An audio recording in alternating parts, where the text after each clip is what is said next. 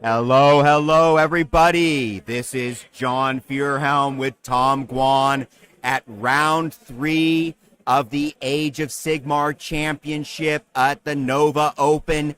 Day 1, we've had a wonderful day of streaming, 2 amazing, 1 tight game, 1 fun game, and now I think we're in for some more really good action. We got 2 great players up at the table, Mr. John Pollock playing his Soulblight, and Ms. Marcella Helu playing Daughters of Khaine. Thomas, tell us a little about these armies. What should we expect? So from Marcella's side, she has the typical Marathi Khaine with the Shadow Queen and the Bow Snakes build. So you're gonna see her position around very defensively with a very castle-ish build. Okay. And using the command ability powered through Bloodshed to shoot in the hero phase. Oh yeah. With the Bow Snakes, and then shooting again in the shooting phase. So it's gonna be a lot of small pockets, but really good power projection. Okay. And Marathi Khaine, obviously, everyone knows she can only take the 3 wounds per turn. Right. So it's going to be up to John to make sure that he can do 3 damage to Marathi without giving away too much of his force, to make sure that Marathi can still die at a reasonable pace so he can still play the primary game. Right. I see what you're saying. He doesn't want to overcommit to killing and lose too many points against her. Yeah, absolutely. Regardless how much you commit to Marathi Khaine, she's always only going to take 3. Right. But the opposite is also true. If you just commit a little bit and do 3 damage, that's a very big win. Because at the end of the day, she is still a very 660-point model. So the Daughters of the army, Daughters of Khaine player Marcella here has to try to leverage her as much as possible to score the primaries. Okay. Yeah. And what about John? What's he trying to do over there? John's has a very interesting list. He's chose to play Soulblight Gravelord with the Varicos. So lots of dire wolves, and then had the supporting cast to go with it. And he had chosen to go with like Belladama Radikar, the namesake of the dynasty, and then he has got a Necromancer General and bonded to a Crownspine Incarnate. Yeah, I saw that incarnate. So, what do you think? Is that going to be a lot of trouble for the Daughters of Khaine? Is that just going to get in there and rip things up? What's going to happen? So the incarnate has a similar mechanic to Marathi Khaine. Right. So you cannot die in one phase normally, and then you roll 3d6 at the end of the Battle Shock phase to see if it goes down or up, stays the same level. Okay. So Marcella has a similar issue where she has to commit enough to make sure the incarnate dies in 1 turn. Oh yeah. Incarnate to lose a level every turn, and then until she kills it. John has chosen a lot of like power pieces in the current meta. He's got the incarnate bonded to the Necromancer, and he's also got the Purple Sun of Shiny. Oh, I saw that Purple Sun in there. Yeah. Now this is a little special round because I tell you what, they have a thing going on. If you lose a character or a monster to the Purple Sun, you get some free drink tickets. So, some people might be hoping to lose that. I don't think that's going to happen at this table, though. Yeah, that's going to be a little... outdrops. Yeah, she gets to pick. Yeah, it's tricky to kill Marathi Khaine with the Purple Sun's ability due to the ability. Any ability that instantly kills a model that targets Marathi Khaine will only ends up doing 3 damage. Okay. So the Purple Sun is not as relevant or super relevant in some of the other matchups you see, maybe like against like a Maw Crusher or like a Glocken as we see last round, but it's still going to be effective just due to the -1 armor bubble. Right, nice. And it might be a way to project and get those 3 wounds done at a distance too. Yeah, for sure. Like she doesn't have to like super be worried about it, but like if John rolls the 1, she will still like lose a lot of value that turn. Yeah. Nice. Okay, well, looks like they're just talking through things. Yeah, I think they're setting up terrain here, and then you see on the map, you see the terrain dice, that like the right-hand terrain piece looks like is arcane, and then a player's gonna try to fight for it. It is interesting for Raikou, so the faction ability lets all of Raikou's wizard reroll casting rolls, so it makes the casting a little more consistent. Sure, and sure. Belladonna has the innate +1, so it's going to be very reliable for her to get a spell off. Okay, so we've got kind of a balanced casting situation there, I think. Yeah, for sure. The spell Marcella has to watch out for is the Lycan Curse, which is I believe it does D3 models, and if any model dies, you place the dire wolf within 3. Oh, nice. So it can really disturb the shooting of the Marcella if the dire wolf gets to live. Oh yeah, right. Just forcing her to shoot a dire wolf. One wolf is a lot better than terrible. Yeah, for sure. Nice. And battalion wise, Marcella doesn't have it listed on the sheet, but I believe it looks like it could be like a one-drop situation. We see her; she has the Bloodrock Medusa as the general, Marathi Khaine, and then the Shadow Queen. And then for battle line, she has chosen to take one reinforced unit of Blood Sisters, the 10-man, and then a 15-man unit of Blood Stalkers, 15. Oh, nice. And And like then, you said, pretty classic list. And from the looks of it, she is definitely doing some sort of a one-drop right now. yeah, it looks like it, and that gives a lot of power to the force. Age of Sigmar player will be familiar with it.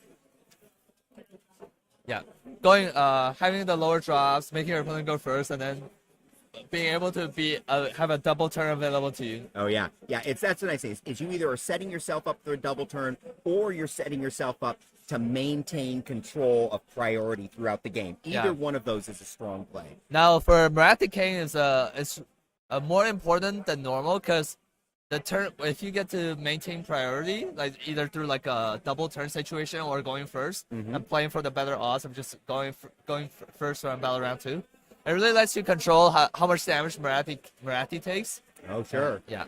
So like that could be an interesting way how she wants to play this. Now for this mission, won't back down.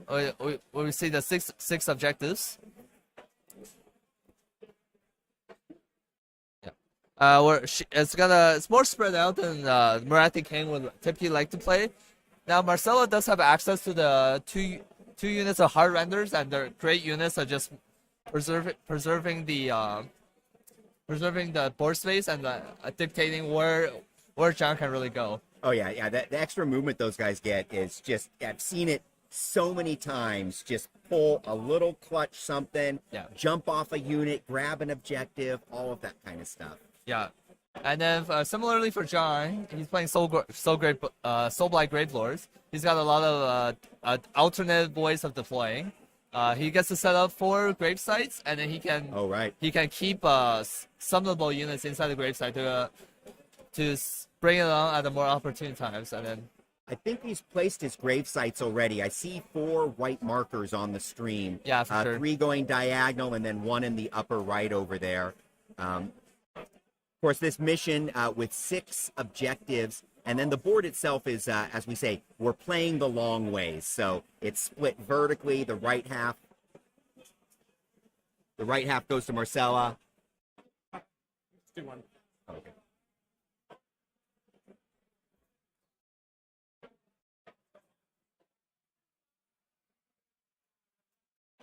Okay, we just got some new tech in. we got some player audio, so we'll be able to provide you guys with more feedback on what the player is doing. As John was saying, in this mission, we're playing if people are familiar, it's like the Vice from last season. So you're playing table half, but it's like horizontal. And the players will be able to deploy armies up to, I believe, 11 inches typically, right, from the center? 9 inches away from the center. 9 inches from the center. So in this situation, because they're playing the horizontal way, yes. so they'll be able to deploy 21 inches up. 9 inches off center, it's going to be 18 from each other, right? Yeah. Yeah, so that means we might see if everyone deploys aggressively, we could see some first-round charges and stuff like that. Always good. Yeah. So and again, playing the long ways, playing the vertical split, whatever you want to call it. We're going to see both players on both sides of the table. So right now, looks like John is starting to do some deployment over here, and we'll see a lot of back and forth with that. Yeah, the special thing about this mission is of course the rally points. Oh yeah, talk about that. So in this mission, if you receive a command, the rally command, wholly within 6 inches of the objective you control, if you are a normal unit, you rally back on a 5+. Oh wow. If you're a Galatian veteran, you rally back on a 4+. So for both of those players, Marcellus Thanos Khaine army is mostly Galatian veterans. Both units of the Blood Sisters and Blood Stalkers and Witch Elves. Nice. And for John, you have the Dire Wolves. Oh, okay, Yeah. good.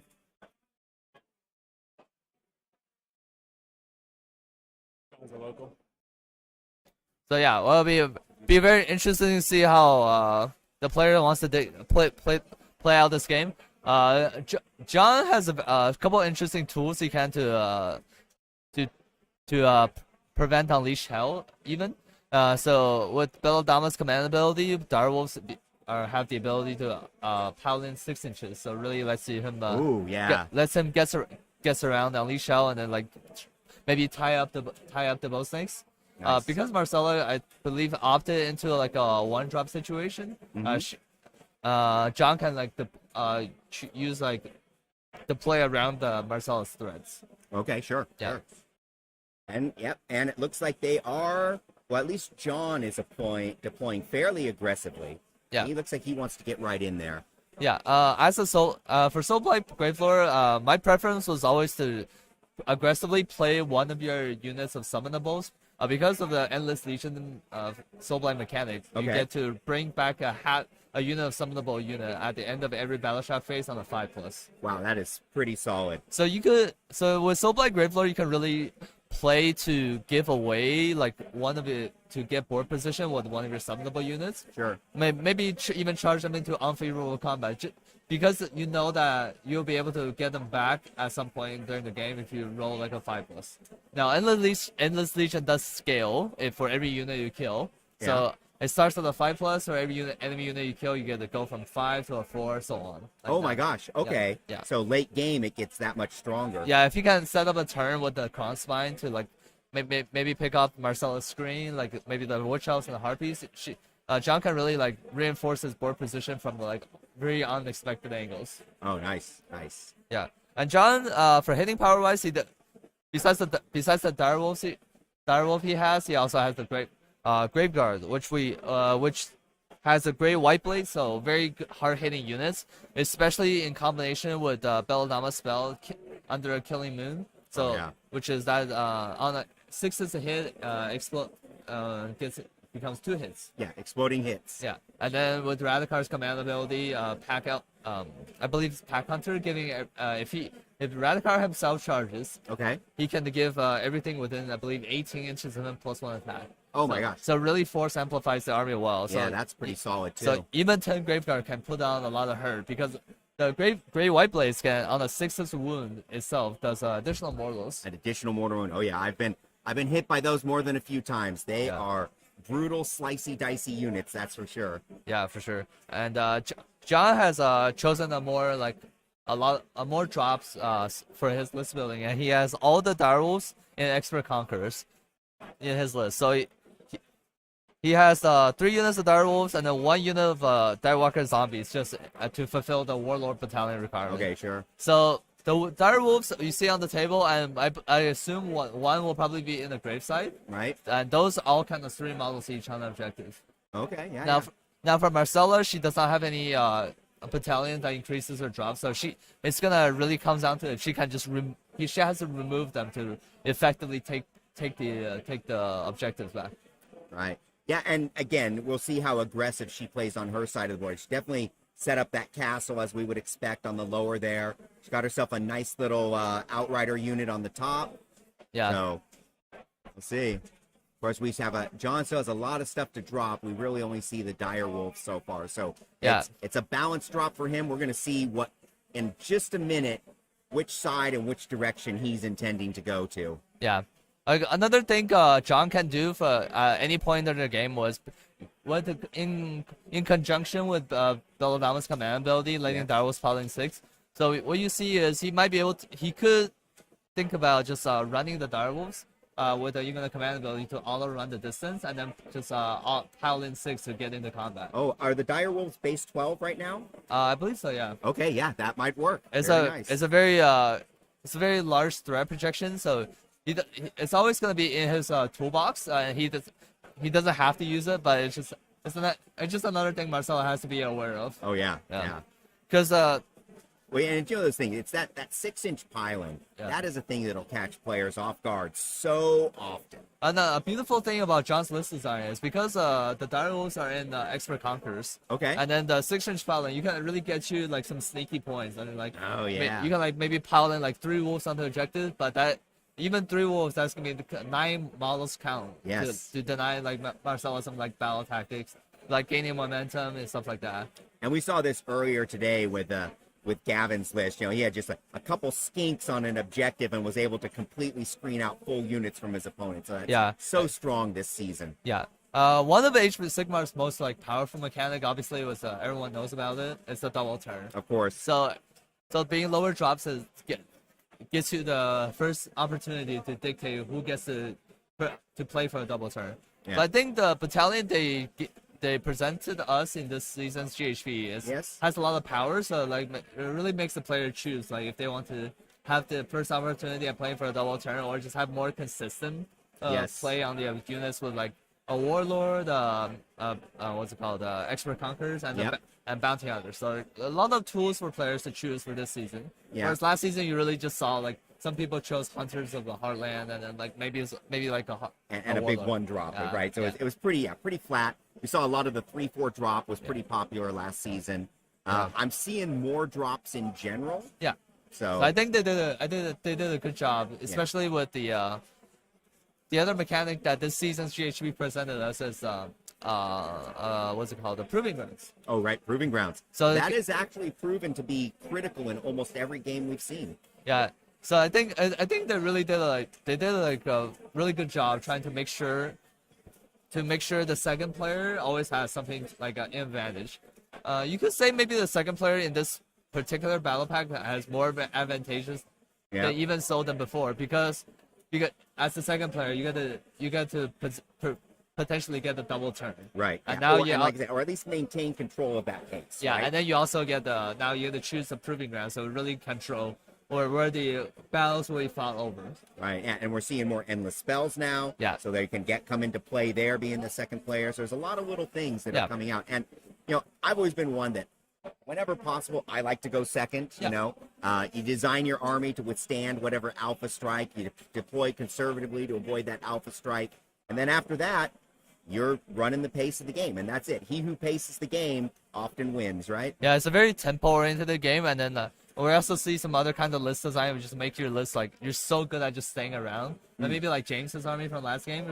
Like the 20 Blight Kings and then like the Glocken and the Bloab. With the Blight Creep mechanic, he can really dictate the pace of the game even when it's not his turn. Right. Which is very interesting in Age of Sigmar. Yeah, I mean, let's face it, that list we saw in the last game, that Nurgle list, it absolutely controlled his opponent's movement, charge choices. He got lucky on the Nurgle wheel, so that was big at a clutch moment. Yeah, as a Nurgle player yourself, you understand how critical like the wheels wheels location is to like any like potential game. Yeah, I mean that's one of the things. You roll that Nurgle wheel at the beginning of the game, and you're like, you either get the couple things you want to start with, or you're like, okay. Yeah, especially powerful. With like a Glocken build, especially you got the 4-up wars very potent, and then like and that's a funny one, that 4-up ward. You know, it's usually nice for me like turn 3, turn 2, but you get it early, you might offset an early alpha strike. Yeah, too. sometimes against like a very powerful gun line, maybe sometimes you see like KO, and maybe like last season you saw long strike with the Thunderbolt volley. Oh, yeah. So sometimes you really want like if you roll a 1. Yeah. And we see the player have finished setting up. I believe John was given the turn, and Marcelo's gonna choose a proving ground.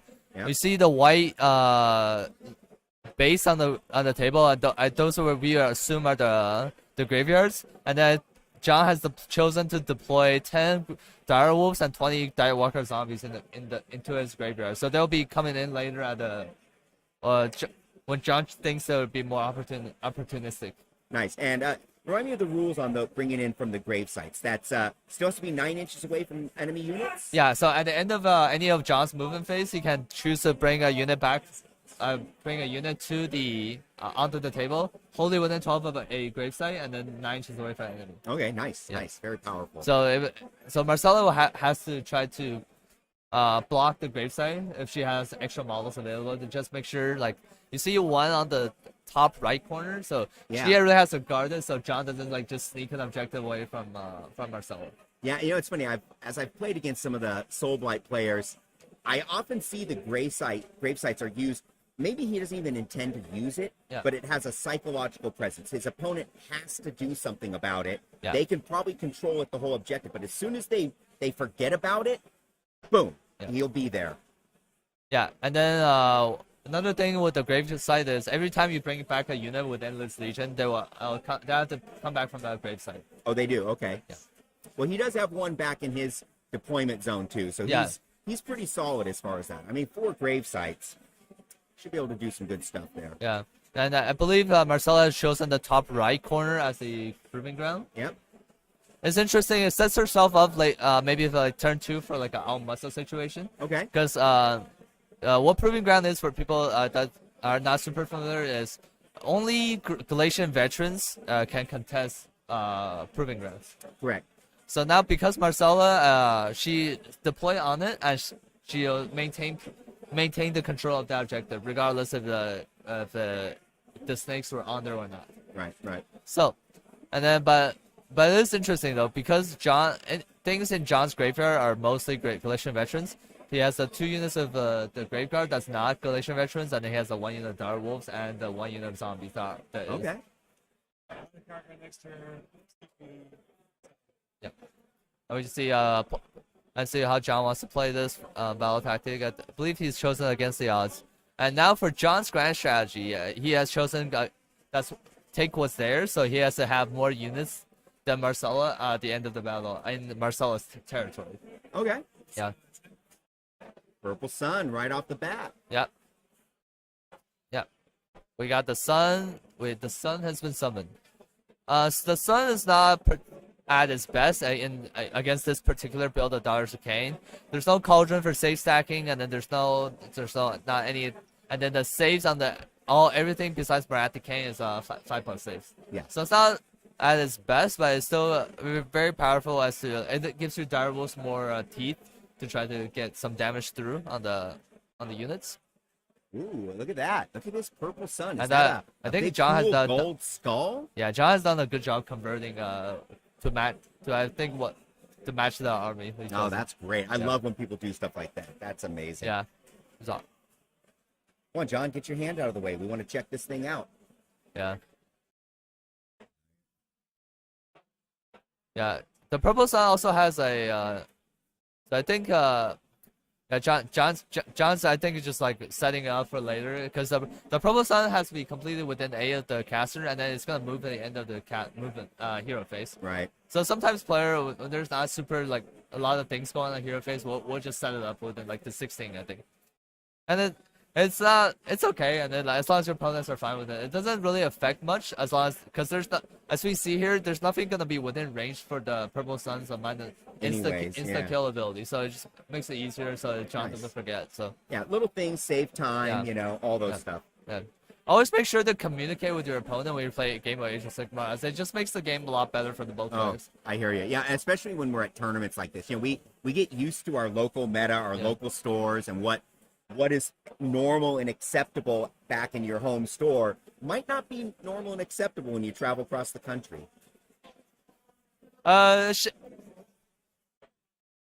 I think Jacob, I think they just wanted to use some missions that usually don't get played to see some results that's gonna be unexpected. Yeah. I do know that in fact, shall we say, the actual organizers of this tournament, not Tom and I, put a lot of thought into the mission choices, the mission order, and kind of the usage of missions relative to some of the other GW events this year. So, we saw the Mystic Shield get cast on the Crown Spine. It's interesting. So the Crown Spine is a model that has for its rules purposes, it has 18 wounds. Right. And then and it has like effectively a 2-turn life cycle. Most people will try to the level at turn, so making Marcella spend more resources due to the Mystic Shield could provide very powerful. Oh yeah, I see that. Yeah, and we see John's spending the CP to make the wolves be able to pilot 6. That's interesting. Yep.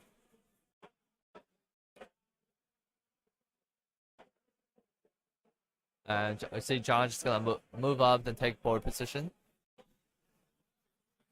Yep, there he is. Yep. So one way usually the players that play against Marathi Khaine is to either try to make sure nothing is within the range of the bow snakes. Okay. In the hero phase, so Marcella here wouldn't get like pick up some extra value. Exactly. Or the other way you play around it is just put everything in range. So there's a big target saturation. So maybe she doesn't choose like the right target. So you would hope that Yeah. your opponent doesn't choose the right department. Yep. And then we just saw the Belladama managed to cast under Killing Moon off.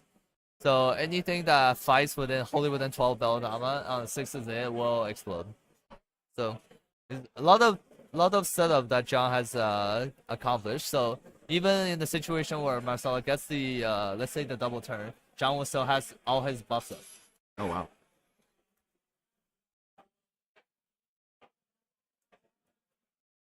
Yeah, and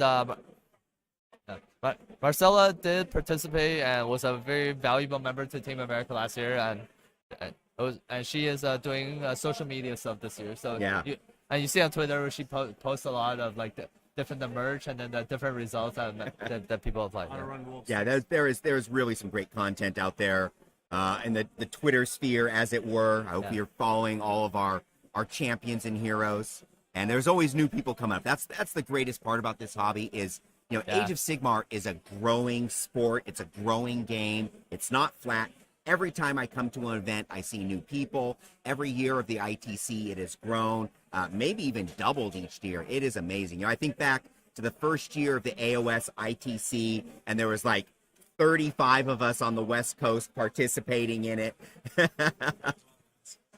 And now we get more than that in a single event. And now we see the Wolves have spent a command point. John has spent a command point to auto run the Direwolf 6 inches. Yep. So he's really trying to get into Marcella's army and then try to. Now the dangerous thing about using this kind of a piling 6 tactic is obviously the redeploy. Right. Because if you don't have access or any run and charge mechanic, the Direwolves, if Marcella redeploys those witch elves off of the outside of 6, it's gonna really put the hamper on John's plans. Yeah, ideally he would be able to get within 2 units, so he's kind of guaranteed either way. Yeah. And I think that is 2 units that he has access to.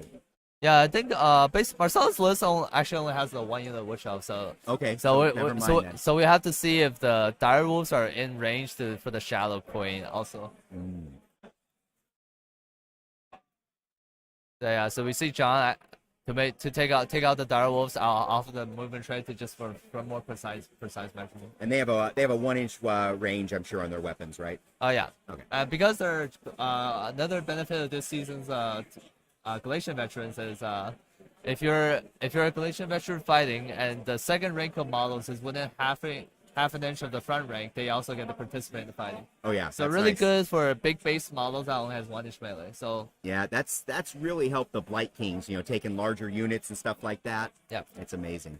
Yeah, and we also see that John has moved up his Necromancer within the 3 with the Direwolves. Direwolves are considered deadwalkers, so the Necromancer will be able to bodyguard wounds he has suffered into the Direwolves. Okay.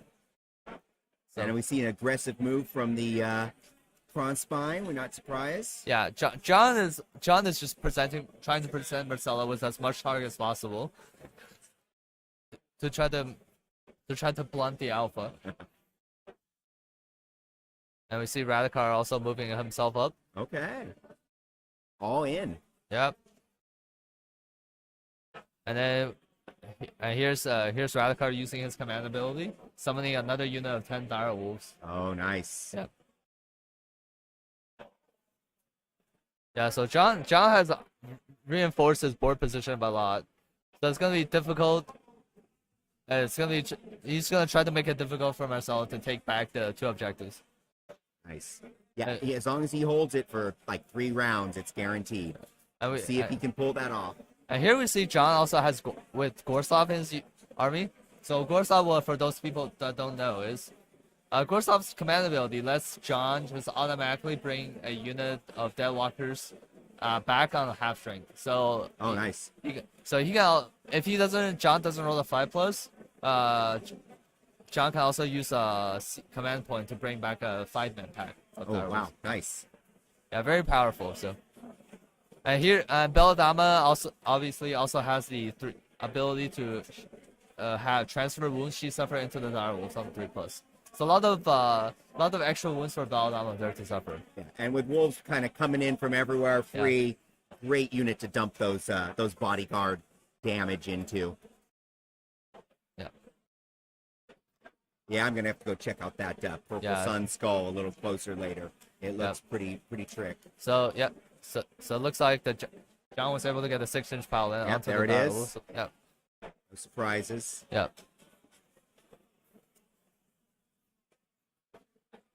So I think John's just trying to tie up the bow snake. So when Marcella's turn comes, so she's forced to spend the hero phase to shoot the dire wolves. That makes sense. Now, do you think she can take out that whole unit in hero phase shooting? It'll be tricky because there are 2 wounds apiece. Yep. And if he depends on if he can get out the purple sun's range to get that armor save.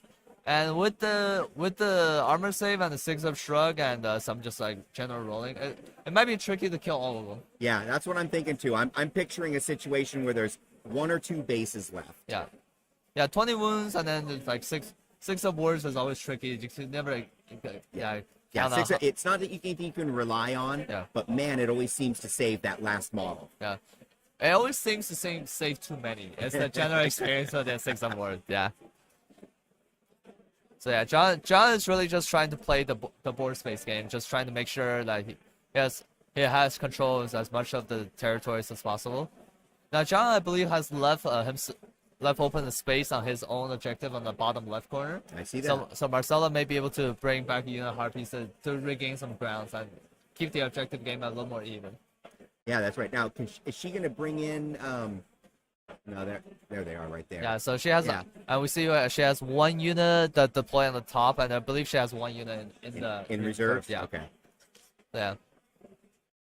It's a powerful tool in these like spread out missions and to have like some very mobile threats and just move around and take points where your opponent's not as protected on. Right. Yeah. Again, I see that unit so many times pulling these little clutch maneuvers, and I think we're going to see that late game this time too. Yeah, for sure. Now, dire wolves are not the best units at killing things, and even for them to be remotely good at like be a dangerous like threat, they have to be charging to get their bonus on the war score. Charging, buffed up, all those things. But man, free units. Yeah, they're just tying it up. Yep. And then they're fours and fours, and then looking at the space here, John's gonna have like 6 wolves to fight. Yep. We all know what 4s and 4s are. They're either 3. the best roll in the world or the worst. They're never average. Yeah, for sure. Yeah, normally in this situation, John's probably just expecting any damage he gets is just good. Yeah.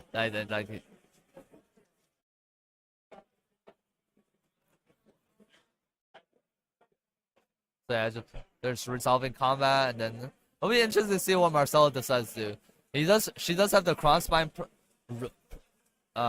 running at her. Yeah. That's also a dangerous melee threat. And then she doesn't have any any ways to reduce the damage incoming from the crossbind. Like no Heart of Fury from the Daughter's King invocation. Right. That's a very good tool. And then she just has to potentially use a Harpy as screen to make sure the crossbind doesn't get into the melee snakes. and then really use something to reduce the level of the crown spine. Right. Yeah. That seems it's one of those things with the cron spine. Either you're ignoring it, dangerous, or you better concentrate and make it happen. But you can't half-ass it. Yeah. Yeah. We see some witch elves that have actually died. Looks to me about 4 have died, and then. Looks like the chat. Tom wants to know what you had for breakfast. I actually didn't have breakfast today. Oh man, that's rough. Yeah. Sorry, if I'd known, I brought you a snack. Well, actually, I had some pieces of pizza, and then. Okay, good. And it's usually normal here to just wait for everyone to get done around 3 and then go for like a good day. Nice. Good dinner. So. Very nice. Me, I'm all about breakfast, so I went across the street to the other hotel. Max some eggs. Yeah. I get really like sleepy when I eat like a good breakfast just because interesting. I don't have like a habit built into eating breakfast normally. So yeah. Yeah, and I don't eat late usually, so when I come to these events, you inevitably eat late. It's like yeah. And here we see the witch elves fighting back. Yep. There's no totem in the Marcella's army, so they're gonna be hitting on 3s and wounding on 4s. Okay. Yeah. 2. Yep. Yeah. No we see. rend. No, yeah.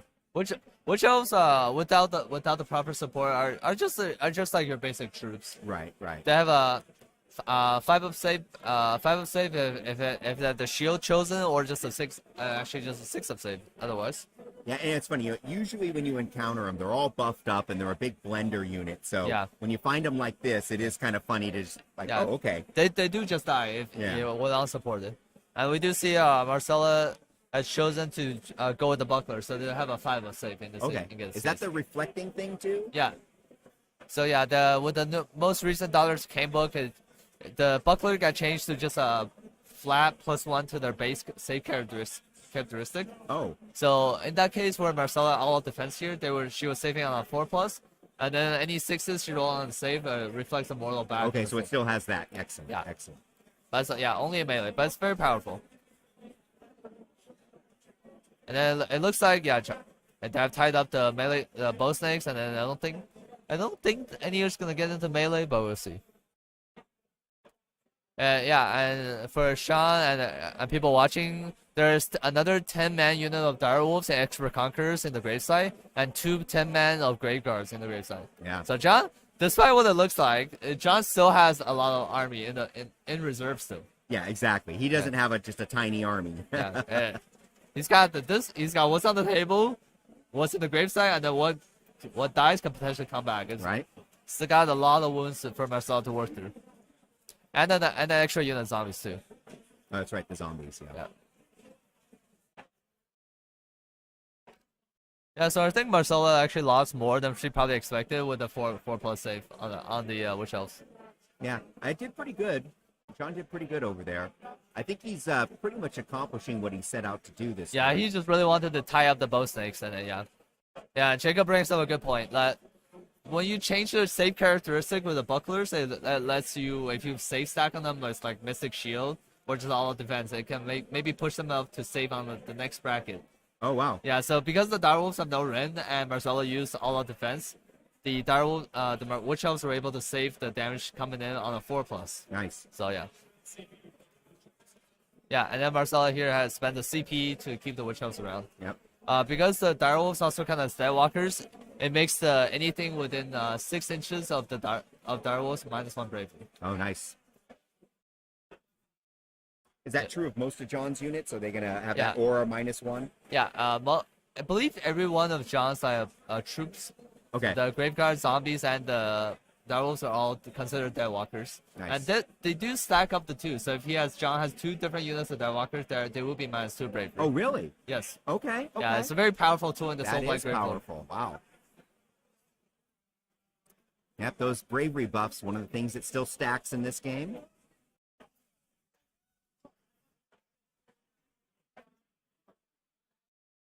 Yeah, and Marcella has chosen fight and flight, the Dollars Khaine battle tactic, which is 2 Canary Harpies unit has to use their fight or move after combat ability. So for the Harpies, they get to make a move after they shoot up to Nice. 6 inches. Yeah, I'm liking these books that have their own built-in battle tactics. I use the Nurgle ones a lot myself.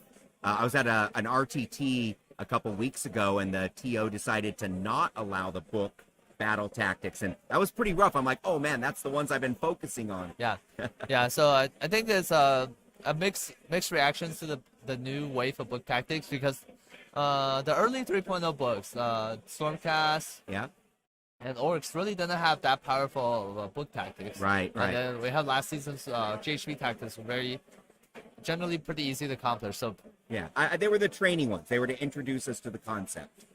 yeah, and then so these book tactics becomes a lot easier to do than like the new ways, and then the GHB tactic becomes slightly more difficult. So people are having Right. like adverse reactions, like is it really fair that these new books get to more better tools? Yeah, and that is always the slippery slope as a TO, right? Are you going to rebalance the game? Yeah, for sure. Yeah. Yeah, John's probably going to move up the purple sun at the end of the movement phase if he remembers to. But yeah, it's currently it's actually only affecting John's army. Yeah, right? Yeah. That's how he rolls. He doesn't Yeah. want to bother him with it. Yeah. Yep. John's we see Marcella casting spells now. Yeah. I agree with Jacob and the other thing. I think the grand strategy is actually the bigger part of this discussion. Oh. The GHP grand strategy, they did a good job to make it a lot more difficult to achieve. So you really have to build a list around it or make really good solid plans to try to accomplish them. I agree. And then- Whereas again, the book ones They're are a lot mixed easier. bag. Yeah. Mixed bag. I would Yeah, say. some of them are really easy to accomplish. Yeah. Like I think, I believe the Nurgle ones are pretty difficult. Yeah. Yeah, and then the Daughters of Khaine one is actually a very hotly contested topic. It's actually probably when this topic started happening. So the grand strategy most people has chosen for Daughters of Khaine, and have people playing against Daughters of Khaine have a very negative reaction to is the Bloodthirsty Zealots. Okay, what is that? And what it is every unit in Marcella's army has to either fight once in melee or have been destroyed. And then if any of those conditions are accomplished for every unit in her army, she gets to score it. Wow. And then we just saw one of the most signature spell in the Daughters of Khaine army goes off, the Mind Razor. And But that Daughters of Khaine grand strategy you just described, like that would be hard not to get that one with the it Daughters is very of powerful. Khaine. Yeah, Yeah, that and is then amazing. and that's where the whole discussion started. When the new Daughters of Khaine book Right. came out, like, should we be allowing this? Like, this is too unbalanced and stuff like that. Amazing. Yeah, I've been playing the spread rampant disease one with my Nurgle army, which is I get it about 2/3 of the time. It's nice, Yeah. Certain armies, you're just not going to get it because they have too much healing mechanic. But most armies, if you focused how you build your army, can do pretty good. Yeah, and then especially I think with the new edition of the Rotmire Guard, I think a lot of the book opens up, Yeah. like especially anything revolving spreading disease, because they're very good at it. Yeah, I also believe that, that book was new enough, or at least where they were already looking into this season and expecting it to perform well. Yeah, and then we see I believe Mind Razor is going on to the Shadow Queen, Yeah. and I think and then Marcella's casting Mystic Shield.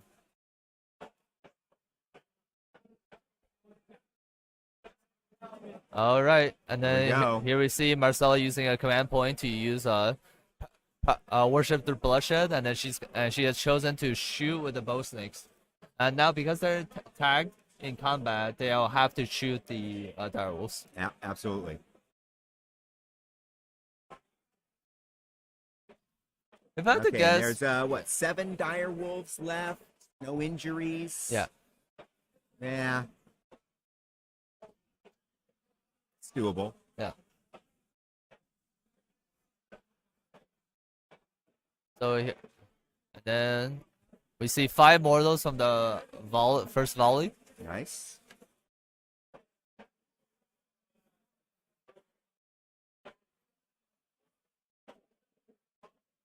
I might have in this situation I might have tried to cast Withering with with the little Marathi Khaine herself, which makes it +1 to wound for every thing in your army against the target unit within 18. Oh yeah, that would be nice. That would have guaranteed the kill.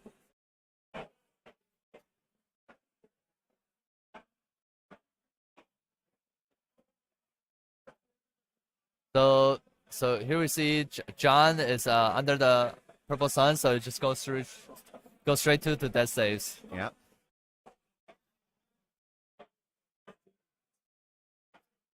So six dogs dies, and then just the one puppy. Yeah, well, that's what you would expected, right? 13 went through, so yeah. we knew one dog was going to survive. I think they call it good dogs. Yeah. Yeah. Yeah. One dog survived.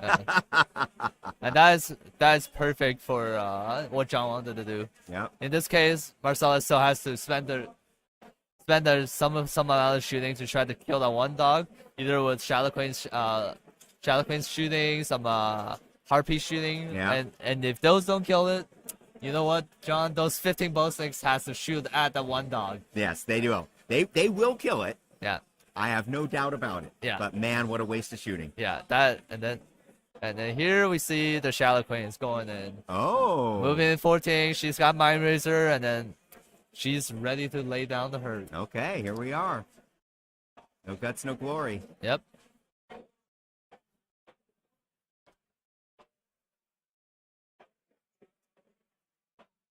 And then we redeploy from.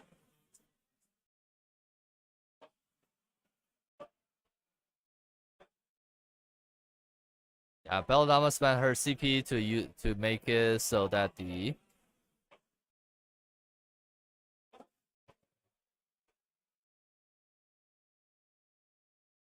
to see some redeploy to make the charge a little more difficult.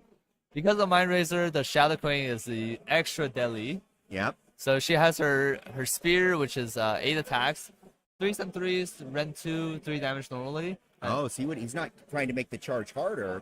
He's doing a little screening there. To screen out the Belladama. Interesting. Yeah. That's also that is also very very solid. Yeah. Now what John is not doing, and his army actually has a very hard time doing, is just putting wounds on the Shadow Queen. Marcelo give John top 1, Shadow Queen not taking damage. And I would expect the Shadow Queen to not take any damage this turn either. So oh, really? You don't think even those dogs might be able to pick a little something off her? No? With Mind Razor and potentially access to either all-out attack or all-out slaughter, sure. the damage is going to be too high for it to get any sort of meaningful damage done. So yeah, if it goes like that, then the Shadow Queen has gone the whole battle round without taking damage, and that really puts some pressure on the John to try to because she only takes 3 a turn, and that's any turn regardless of turn 1 or turn 5. And if she's still had 6 wounds around going to battle round 5, she's gonna be. She's not gonna be killed. Yeah, just don't fine. even bother. Yeah. Okay, it's about to get real exciting here. We have a little bit more movement. Yep. And we'll get and see what decisions are made in that shooting phase. Yeah. And if it comes up to it that Direwolf lives to the combat phase, it is still eligible to pile in 6 inches. Oh my gosh! So it can it can do some tricky things with this pile in. Of course. Yeah.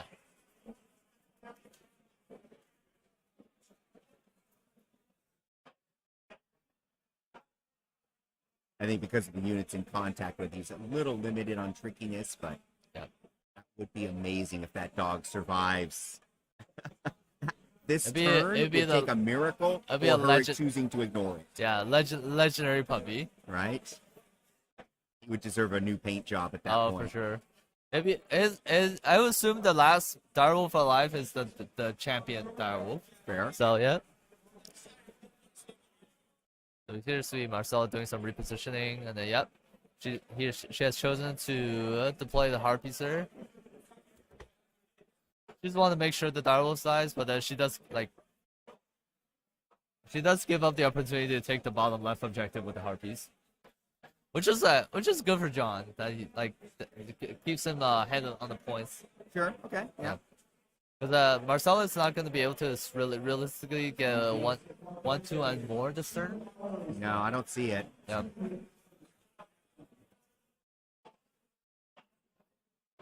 She's checking some ranges, and then yep.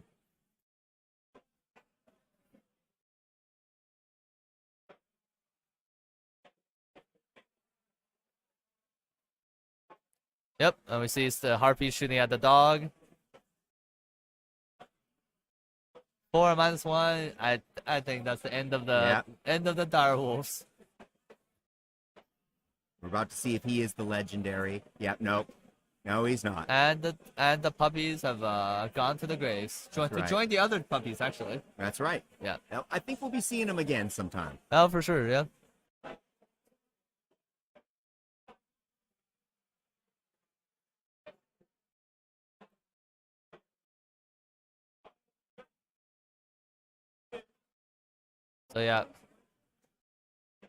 So yeah, that's it. Marcella's tactic is also the one people have very visceral reaction to. Yeah, because what it is really if you spend 95 points per unit harpy, so 190 for 2 units. Okay. You get a guaranteed battle tactic, and there's nothing the opponents can really do to stop it. Oh yeah. Nice. So and people generally does not like that. Nobody likes non-interaction. Yeah. Right? You always want a chance to stop whatever's happening. Yeah. Yeah. Yeah, Daughters of Khaine have a lot of access to those kind of battle tactics. They have their own version of barging through enemy lines. Okay. Even with the bonus point if it's with a witch elves. Ooh, nice. So yeah, I believe it's called Tide of Blades, and then Clash of Arms. If you charge 3 units that turn, and then if you get accomplish a battle tactic, and if 2 of those are Witch Elves or Sister Slaughter, you get a bonus point. Okay. So it is. That's pretty solid. Yeah. So Daughters of Khaine, if you build for it, like we actually see Jeremy Vessier, the winner of the Invitational, playing Daughters of Khaine, and his build he could grab some bonus point with his Witch Elves and Sister Slaughter.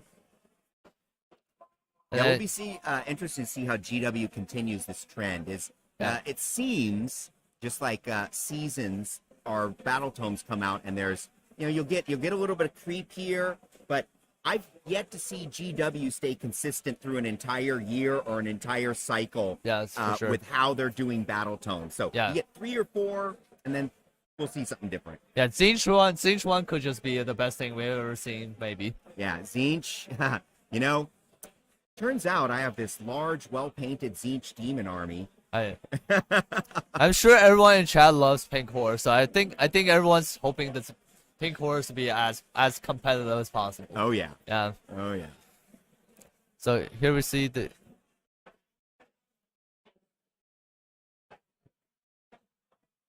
So. These symbols. Just gonna see how the Shadow Queen shooting a Radikar.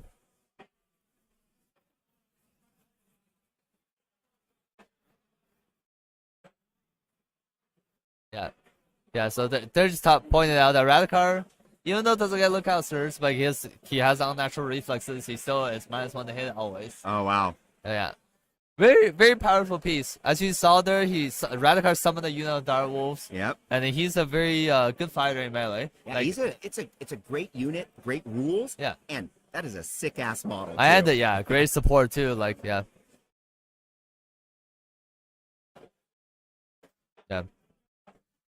And then Marcelo is probably gonna try to put the bow snakes into the crossline. Okay. To just try to make it drop a level. Sure, why not? Yeah.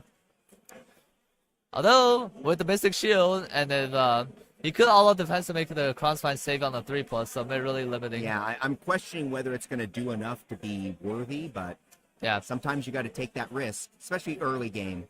Yeah, for sure.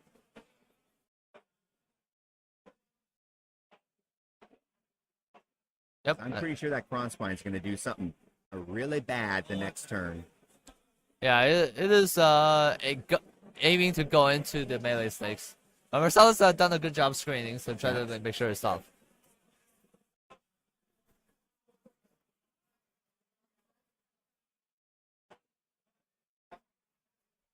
Yep, those players. And then there's some other range. I think Marcel is just gonna shoot the direwolves. Yep. Yep. The crown spine volley.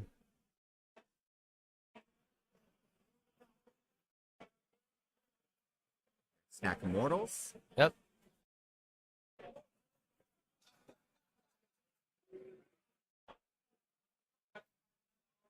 Sean, your love for Vangorian Lords and Radikar the Beast is very overrated. Should put your love into other things.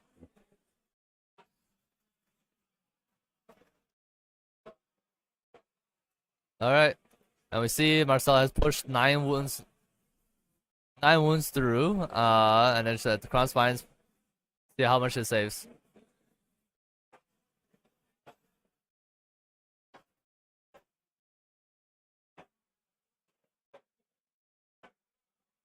Yep.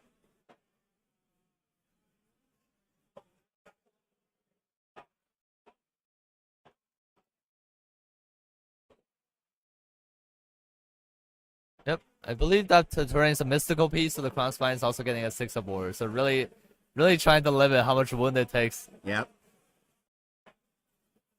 Still have to roll good. Yeah.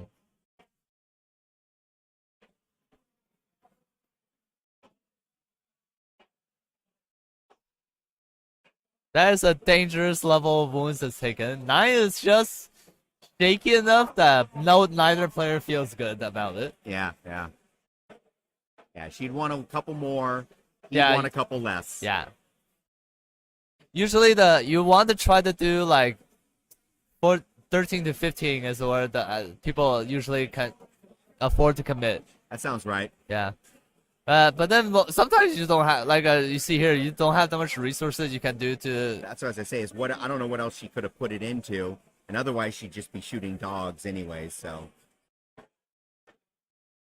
Oh, here we see the charge phase. Yeah.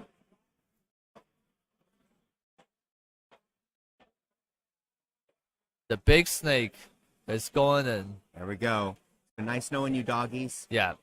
She is gonna be absolutely ballistic right now. She's got she has 2d6 attacks, 3s and 3s, no rend, 1 damage.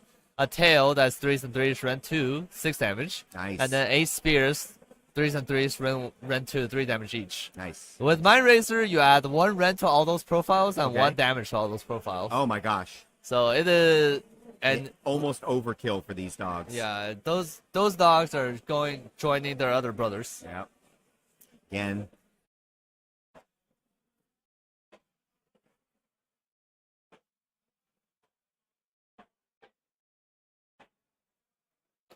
See if we can get that dice tray moved over a little. Yeah.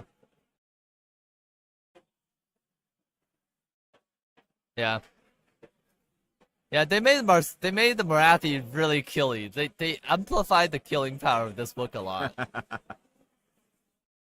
Well, you're paying a lot for the unit, and it's so iconic to the army anyways, Dollars right? just murder. I mean, it literally, I think, says in the book for this army, you must take this model. It's so good. Jeremy, much like he loves to do, going against the normal train of thought, but not as cool as 6 Grimwrath Berserkers and Gotrek, but a lot of witch elves will be. It's still very different than what you normally tend to see. Yeah, well, that's what he was explaining. He says he took the list he has because it reminds him of how his dwarves used to play.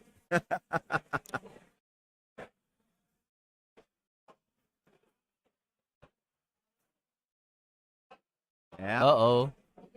Did 2 of them survive? Or is she, no. Okay. No. Yeah. No.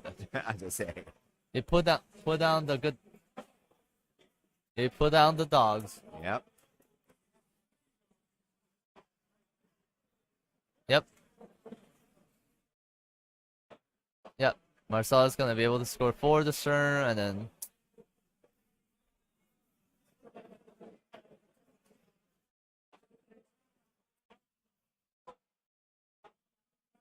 Yeah, and then the sun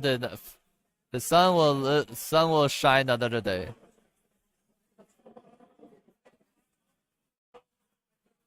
And let's see if John. Okay.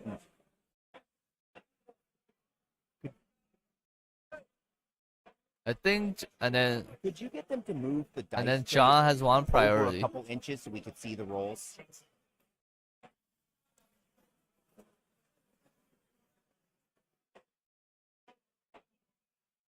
Yeah.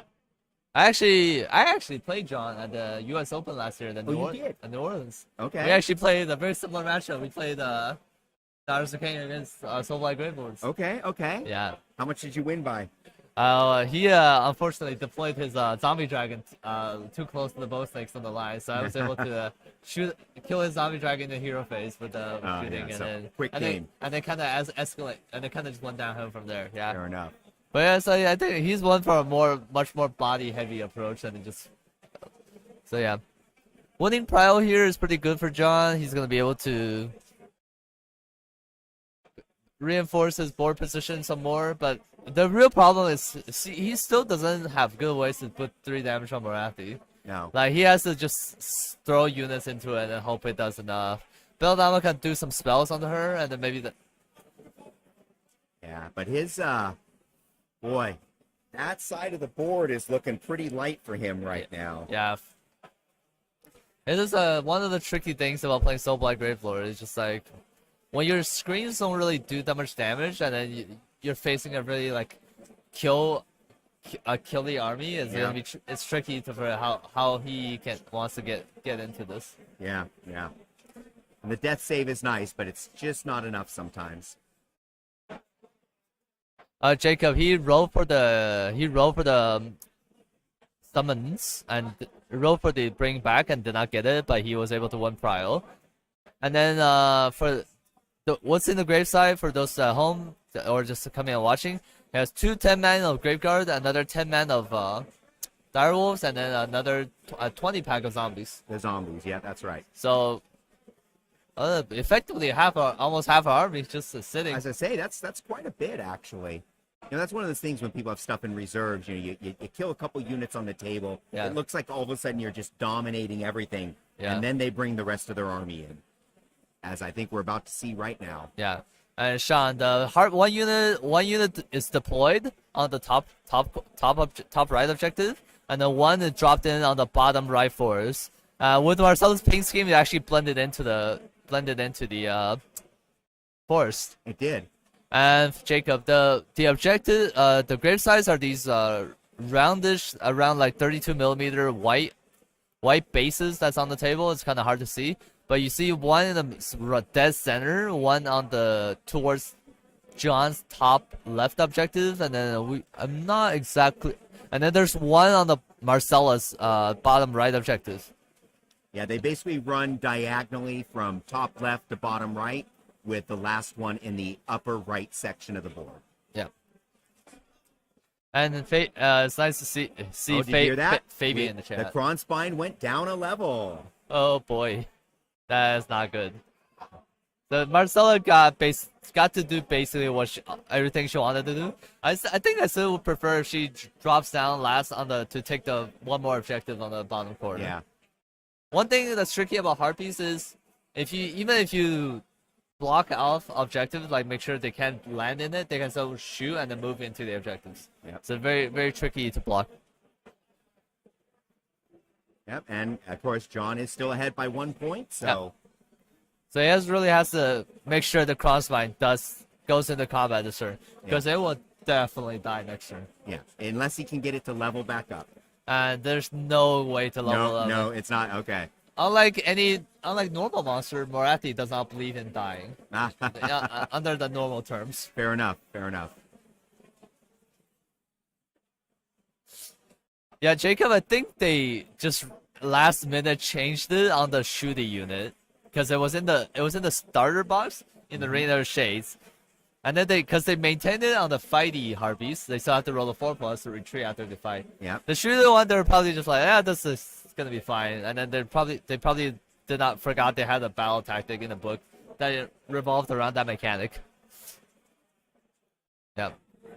And then here's. It's gonna be tricky to what Jacob can actually do, or for what John can do to like his big pieces are the big incarnate down a level, and it's not looking like it's gonna get into do anything too meaningful. Nope. The Graveyard can come in onto the board, but they're gonna be rolling 9 charges, and 9 charges are not the best thing to plan around. No, not unless you got re-rolls or other special mechanics. Oh. And we just saw Belladama miscasted. Yeah. That's right, miscast. Yeah. There's no perils. What does that even mean? Perils is actually happening in the Hyatt across the streets. Yeah, that's right. Yeah. If you're for the 40K coverage, I think they're having a big GT there too. So I've heard about it. I sense tension and Yeah. stress across the street, and Yeah. I sense fun and smiling here. a lot of so- drunk people, a lot of alcohol. Yeah. Well, that might be true in both situations. Oh yeah, for sure.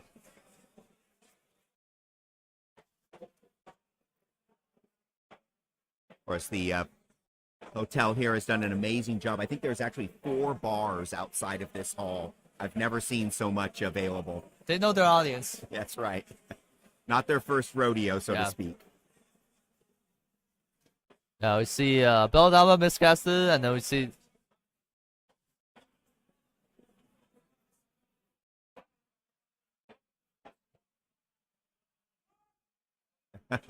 Nice one to hit on Moratti. Sorry, John. They're not going to hear that on the stream. yeah. We have some different opinions on the models of Games Workshop. That's right. Okay, a little bit of commentary from the table. Yeah. And here we see very active, very big convention hall. We got 67 tables plus one more person. Yep. So a total of 135 players for the Nova GT. Amazing. That is just so amazing. To crack over 100 people for Age of Sigmar tournament. And half of those people are gonna get double turned right about this hour. It's real fantastic. And then yeah, and for the people at home, the Nova schedule is you play 3 games today. Yep. Everyone plays 2 games tomorrow. Okay. And then if you happen to make the top 8, you have a 3rd round after the announcement. Nice. And then Sunday there's 2 more rounds of the semifinals and the finals, and we'll be providing coverage for all of them. Absolutely. Absolutely. You'll see it's all of us back again tomorrow as well as Sunday. Of course, this is John Feuerhelm with Tom Guan and our other hosts, Dayton Obrey and Emma Mangles. All lovely people. All the best of the best. And In fact, I'm pretty sure they pulled the 4 of us out of the event to give the rest of the people here a chance. Oh yeah, they would have just given us a trophy if we actually signed up for these. So yeah, it's nice to see the little people get It's the least we can do. Yeah.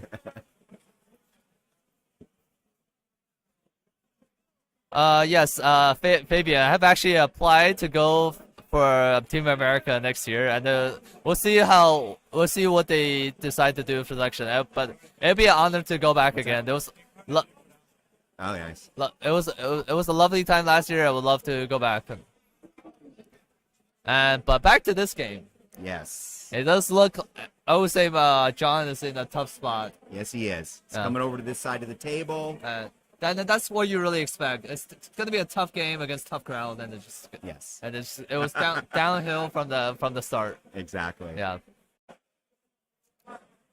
Yeah, he was gonna need some hot dice.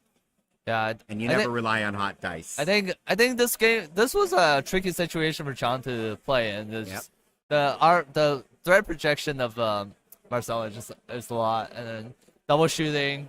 There's a very angry lady that's flying 14 inches, stabbing with a spear. And we've got this, the long ways layout here. We've got the 6 objectives. And then that's a lot. But he is still ahead in points. Yes, so he just has to hold on. That's right. Because if I had to make a bold statement, I was thinking in this game Moratti Khaine will not die. Yeah. I just don't think John has enough tools to make Moratti lose 3 wounds a turn and then not just lose his whole entire army during the process. Yeah, I don't even think he's trying for it. Has he thrown any attacks at him? No. Yeah. So and those are the 2 strategies, for Moratti, right? It's ignore or ticker away, probably sacrificing stuff. And Unleash Marathi though can do a lot of damage here. And then it'll be interesting to see if the what the Purple Sun can do right now. Let's see. Okay, yep, just got moved.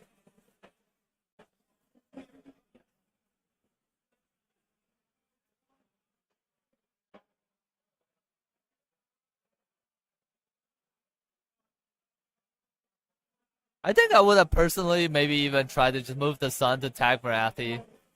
Hey, if you roll 1, she takes 3, and then it gets you. It's never too late to start. That's true. Well, much like it's about to be too late to start. Yeah, much like gym memberships. It's never too late to start. That's right. Never too late to start. And thanks everyone for watching from all over the world. We have some Monkey Gaming from Sweden, and then we have Fabian from Fabian actually played for Team Australia last year at the World Championship for. Oh wow, really? For AOS, yeah. Nice. And it would be really fun to see if he can go back. I love that stuff. I tell you what, during COVID, when we were doing our podcast, of course, we were trying to stay up with competitive AOS, and I tell you, there was a good 3 to 5 month period where only the nations of the Netherlands, shall we say, were actually playing games. I tried my best to pronounce some of those Northern European city names, but oh boy, yeah. Anytime I look at them, I just feel like I feel very much uneducated. Right? Yeah, so I feel like I should be able to say it. It's like, wait a second, there's an extra symbol there. What does that even mean? Yeah. And we got some French audience too. Nice. And we actually have two French players that allegedly French, but Jeremy Vessier is actually a French. Yes, he is. Yeah. But he is. If you talk to him, he will tell you he is not French. But he is a chosen American. Yeah, chosen American. Yes. And then I believe there's another a player here that originally was from France and then moved over. Oh yeah. Yeah. So nice. But yeah. I'm actually no longer recording a podcast. I was previously on the Wide World of Wargaming and then the In Your Phase network with the In Your Phase podcast, with Jeremy being my co-host, and we had a great time. But all things need to come to an end, and so no longer recording. Yeah. And here we see the other effect of Marathi Khaine when you decide to not deal with her. Just everything scattered. Just run away from the angry lady as far as possible. Yeah, it seems like she's cleared that whole side of the board. Yeah. Yeah, they'll do that when you have a murder spear like Marathi Khaine does. They say discretion is the better part of valor. Yeah, I think, and then Marathi here actually still can do a lot even when there's nothing around her, and then she's not gonna die, and then she moves 14 inches. She can still just drill her way up north and then chase all these undead down, and then you're not really gonna get away from her. Or she could just hop over and grab that other objective. Although undead don't bleed, which does not make the Daughters King happy. No, it makes them angry and they want to kill them. And it just makes them angry, stab it more. That's right. Yeah. They must please their god, Khaine. And then here's an interesting question, though. I don't actually know this. Who is the reigning Nova champion? Oh, the reigning Nova champion. That is a wonderful question. We might have to ask a judge, but that is a very interesting. But because I believe Nova did not happen last year due to COVID. That's correct. Have they missed 2 years or just 1 year? Maybe it's 1 year, but yeah. But we will get someone to check that information for you. There are organizing people within hand range.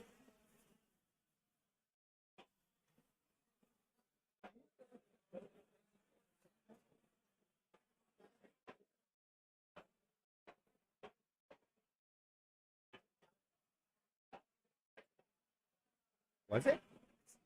He said message Garrett. Yeah. I was going to say, there's no way it was Garrett.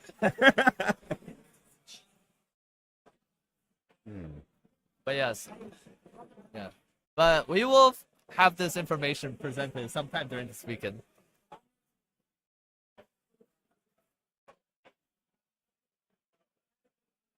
But yeah, the Walters brothers are here, both doing very well. Caleb is 2-0, going through, and Scooter is also 2-0.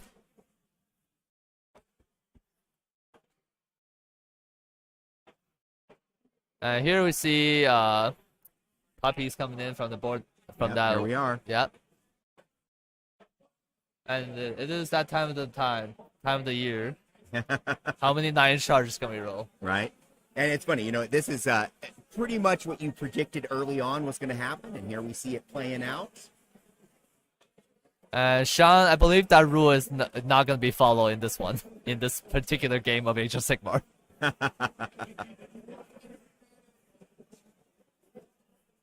Yeah. Rule playing against Marathi Khaine, always got to do 3 every turn.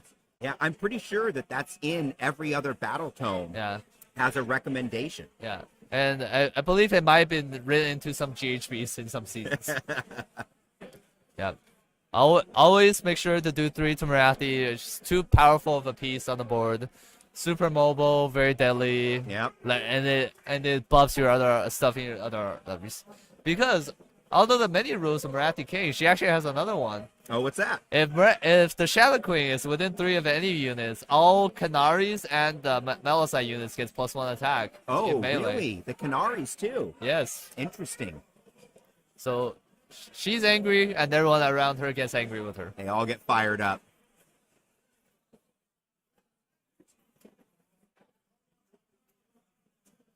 Jacob's actually written into the no streaming committee. That is part of the rules.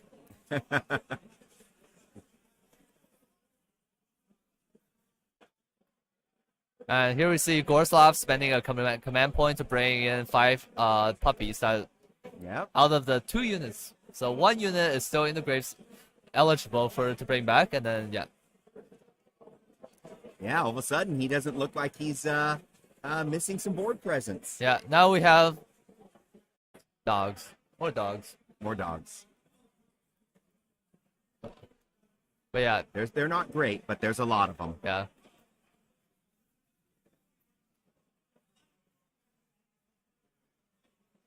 It was really fun hanging out with Jacob at NashCon, a great convention 2 weeks ago. So. Oh, nice. And if people can go, is a really good convention in Nashville, Tennessee. I heard it was pretty amazing. So Yes. I gotta ask you, did you get yourself some good Nashville barbecue when you were down there? We did on Saturday night. It was fantastic. Yeah, amazing. Yeah, Sean is actually just missing all the Midwest tournaments this year. Didn't go to NashCon, and it's not gonna go to Chicago. It's devastating.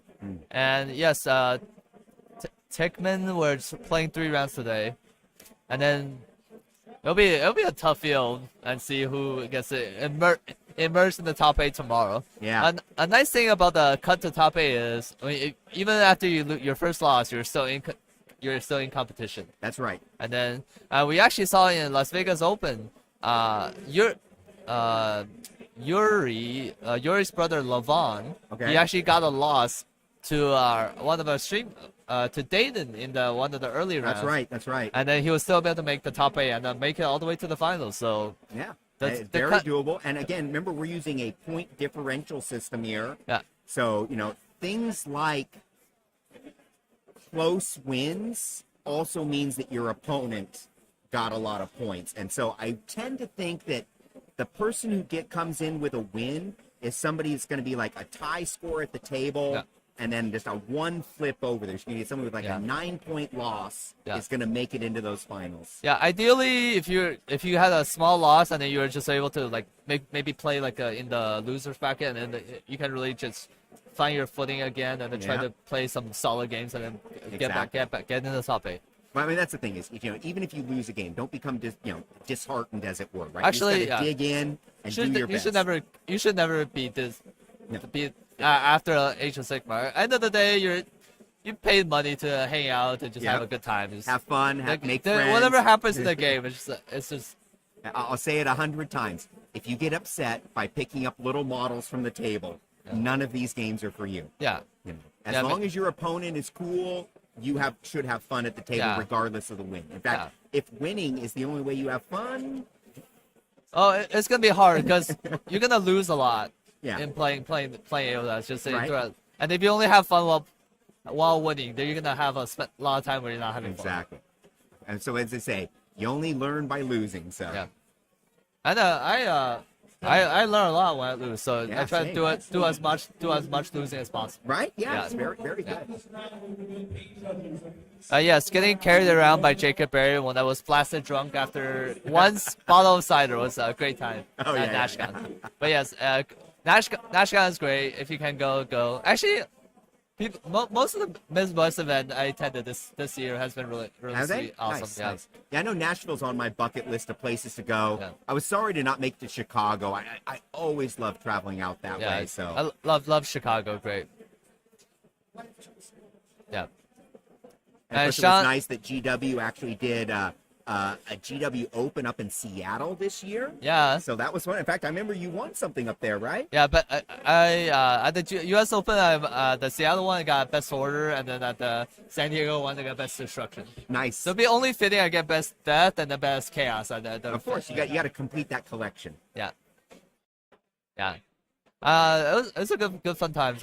My only thing was I wish they did like an East Coast one instead of like 2 West Coast, 2 Midwest. Right. Yeah. But So, on like, the kinda flip side, the spread it out. previous year there was nothing out west. Yeah, so for sure. I think that's what they were trying to do.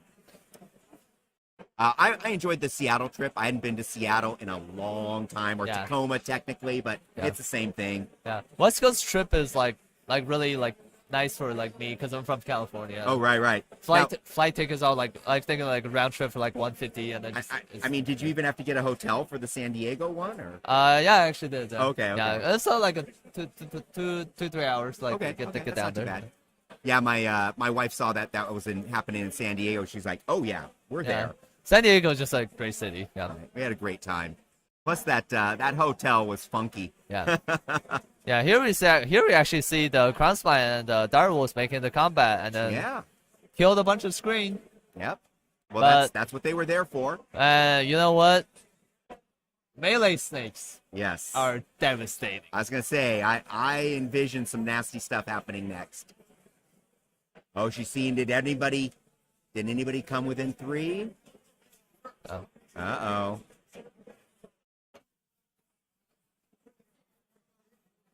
So one thing she could do is she could Blood Sisters, as what they're actually called, have an ability. At the end of after they fight, you roll a dice for each unit in the Blood Sisters unit, Okay. and then you on a 2+, one unit of your choice within 1 takes a 1 mortal for each of the rolls. Ooh, nice. So it's really nice for Blood Sisters to engage 2 units because they can swing their glaives on one, stare down the other. Oh yeah. Very powerful unit. I feel Mr. Kronspine is not long for this world if that's gonna happen. It's chopped down by a lot of snakes. Yep.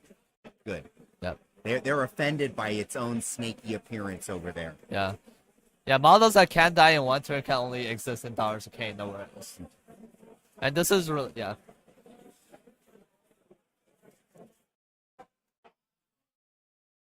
Yeah. And then we are in battle round 2, so the blood right bonuses are +1 to run and +1 to charge. So nothing that affects the close combat yet, but Oh, nice. yeah, Daughters of Khaine is one of those armies that gets better as the game For progresses. sure. As For the sure. as- As we'd expect, as Yeah. they're working themselves up into a frenzy. Yeah. The blood is spraying. They're going crazy. It's amazing. So, I mean, honestly, Tom and I both live on the West Coast. Yeah. So, to me, the Midwest is Arizona.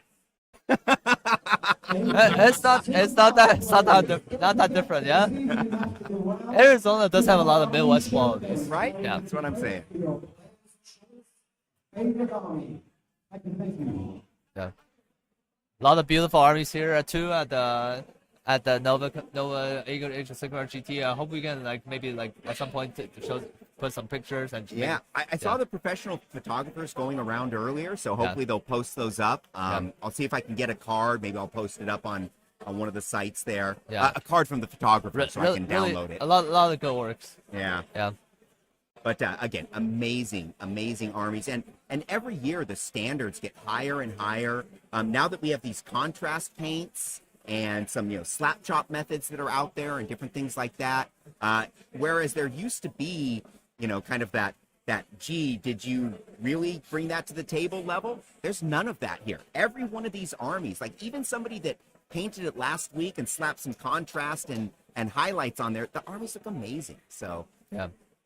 plus GW, the plastic for Age of Sigmar, the models are gorgeous. Any faction that Oh has my new god, models, they are they're so so amazing. good. Yeah. Like if you the Chaos, Slaves of Darkness Oh, line, yeah. the new lines, they're just so good. They're so good. And I love how you And, start painting or modeling with these and you discover details you didn't see as you're working on the model. Yeah, and that's like a long-time fan of Slaves of Darkness, and Oh, yeah. that will definitely bandwagon to play them when the new book comes out. I was gonna say, I heard a new Yeah. book is coming out. Yeah, That's so- amazing. I have always loved Slaves of Darkness. Oh, so, I'm yeah, down. I'm yeah. down. Between my wife and I, we play all of the Chaos Gods. So Oh, I've yeah. got. I don't have a lot of mortals of Chaos, but I have a lot of demons. Yep. So I'm excited. Yeah. My dream is to play all four. Hey, Legion of the First Prince. There you go. Well, but not be that guy. Oh yeah, yeah. And we see the puppies bite back, and Marcella's subfaction actually is so center Kai, which is Okay. when a snake model dies, they will fight you back. Oh. Yeah. Automatic fight on death. Yeah. Nice. So 2 snakes died, and then they're fighting the Crown Spine.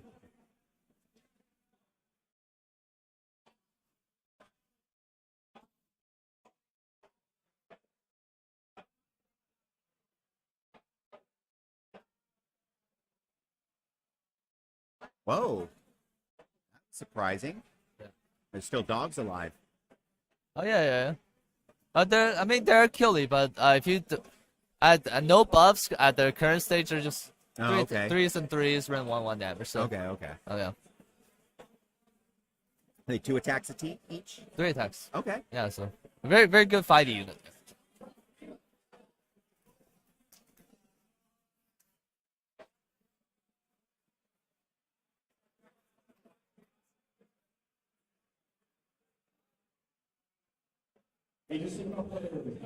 So it looks like John's gonna score 6 points with a bonus point from barging through enemy lines.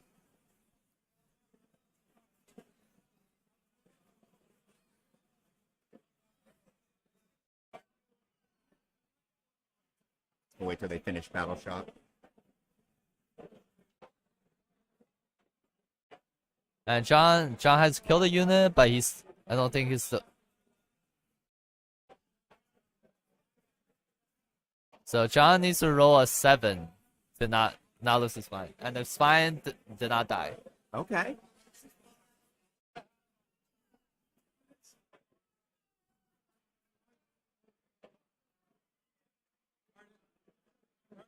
And we got 6 points for barging Okay. through enemy lines. So the Incarnate lived. He got his roll, and he scored 6 points. And then this is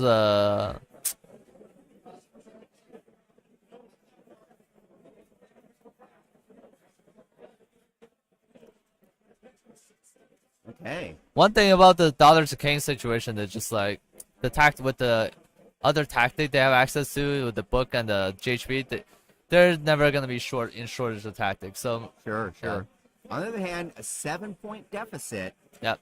She's gonna have to score really hard the next rounds, and really now it comes to, can she deny John points to make up that gap? Yep. Can't score the point yourself, deny it from your opponent.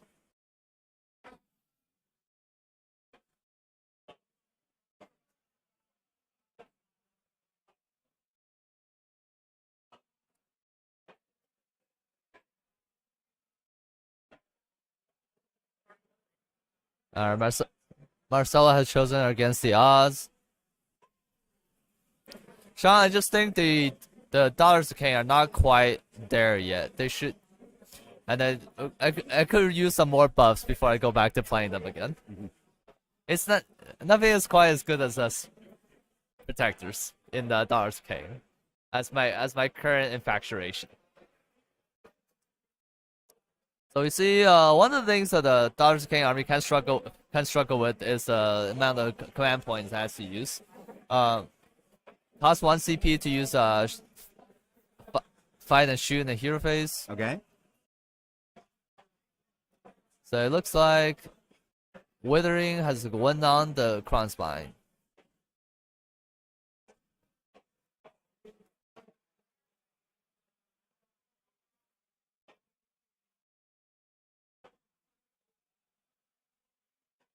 And it looks like we're doing okay on time. According to the GW rubric, at 1 hour 10 left, we should be finishing the second battle round. We're at 1 hour 20 left, and we're at the bottom of the second turn. So we're going to be pretty close to on pace with the rubric.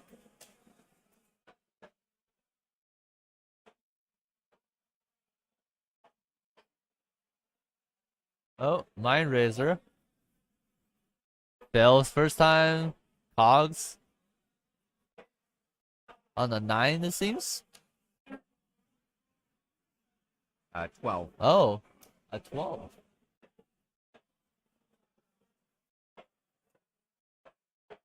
So we see the melee 6 got a Mind Razor. Now Mind Razor, what it does is you're +1 rend until your next hero phase, and if your unit, if they charge this turn, they get +1 damage. So now I don't think they're gonna be able to charge, so they're just gonna be able to just Right, but still +1 rend, always nice. Yeah, it's pretty good. Now is John's army does not ignore rend of 1, right?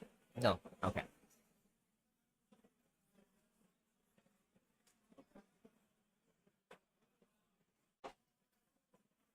So now,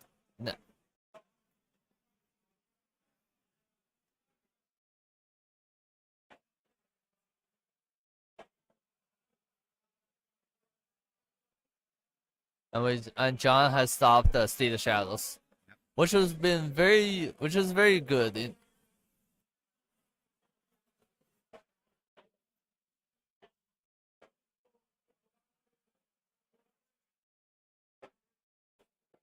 Yeah, State of Shadows have been very good there to just Medusa has a gun. You roll a dice, you go to how many models in range, and then on the 5+ you take a model. So very good at that's good. clearing out hordes, like the 20 blocks of zombies up there. And it's a very potent unleash hell. Oh yeah, I see those. You know, I didn't notice those at first, but there are the zombies creeping in from the side there. Of course, they had to step a little bit back to stay out of 9 inches, but continuing to put pressure on that upper right corner. So you got +1 to wound against the incarnate.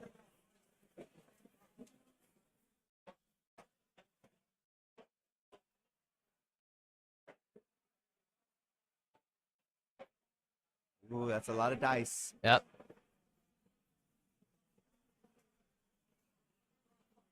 Nice roll. Yep.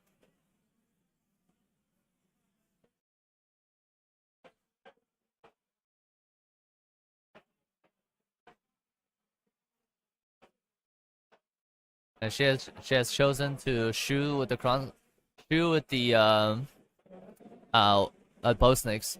I would have actually preferred to fight with the melee snakes this time around. Yeah. Because if you choose them to fight, they can pile in, and then like pile in away from the crown spine, and then get out of combat. They're run to this turn, so you can like kill the dogs and then and get a charge and go out. So you don't have to fight they'll shred dogs at this point. Yeah. So I probably would have done that. It's just that different. But shooting with bow snakes is always gonna be good. But yeah. And if you know what, if it works, then it was the right move. Yeah.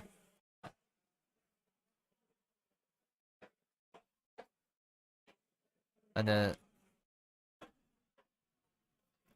6 dogs have died. Oh, that one on the crown spine. Okay, well 12. So it is likely that it's the last of the crown spine. Yes. Yeah.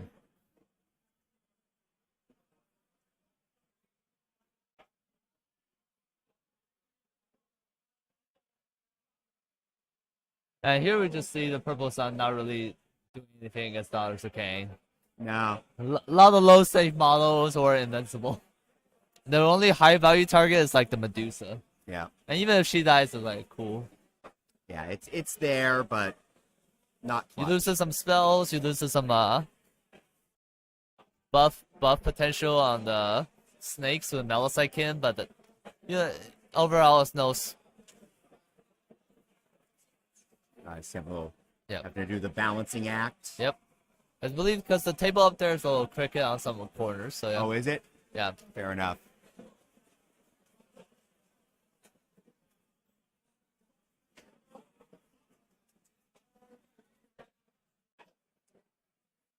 And the sun is on break. Oh, but now we get to see the rest of that paint job. Oh, that is pretty cool. Yeah. I like the skull.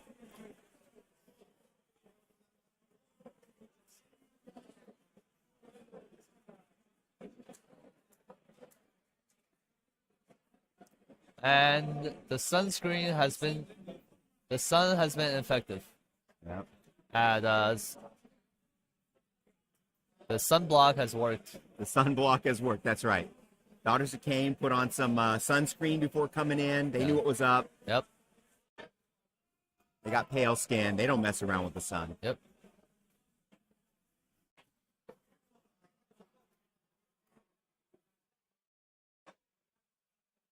Now here we just see the witch house. Oh, I see. I think what came up was his custom skull had a larger than standard base. Ah, okay.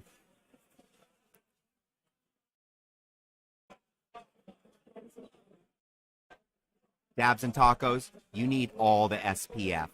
All of it. Also, some taco sounds really good right now. All right? I might have that tonight. I bet there's a taco place up the street. There's a Chipotle But- up the but- there's a Chipotle up the street. Nah, that doesn't Yeah, count. yeah. That doesn't count. I've actually tried to not eat Mexican food when I'm like not home or like. It's funny. I'm glad you said that. I Yeah. was thinking the same thing, but I wasn't going to comment on Yeah. it because, but yeah. It is difficult to eat Mexican food when I'll I'm be honest outside with of you, I definitely don't eat Vietnamese food when I leave the Bay Area. that. Yeah. Mexican food only on the West Coast. Tex-Mex is okay. I lived in you're Houston right. for 3 Yeah, years. Texas obviously has its own style. Yeah. So you It's can very get into that. very good. Yeah. And but yeah. and don't eat sushi unless it's a city next to the ocean, or at least Well, the airport. Yeah. Yeah. Big fan of spicy food. I live a little south of the Bay Area in Morgan Hill, out where Carl Tuttle lives. It's a hotbed of Warhammer Talent. narrativeness out there. It's where the talents are. That's right. Here- I could get some Vietnamese in Houston, Yeah. but you know, It's not the same. it's not the same as going to a friend's house Yeah. and having his grandmother cook it for you. Yeah. And here we just see the snakes are moving in, closing in the skewer.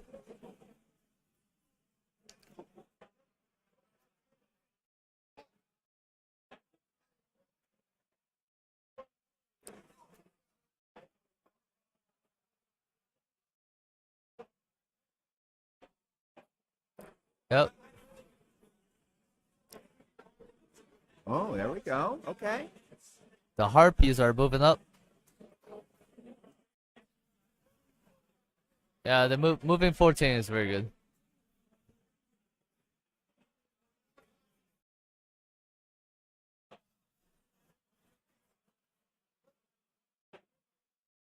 Yes, Houston food is quite incredible. I'm sure. I will stand by that. I have no doubt. I've only been down there once, and everything I ate was delicious. Yeah, it was it's a fantastic.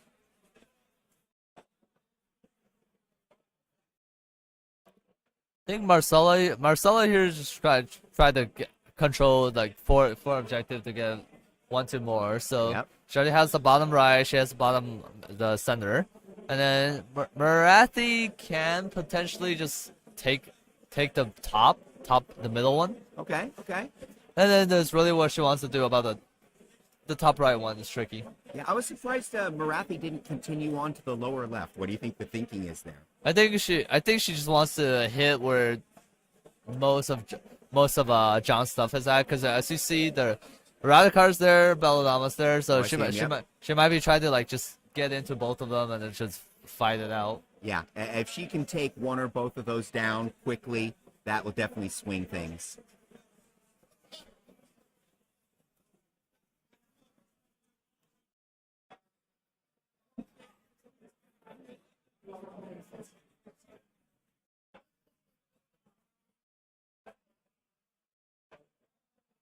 Here we see Marcella positionally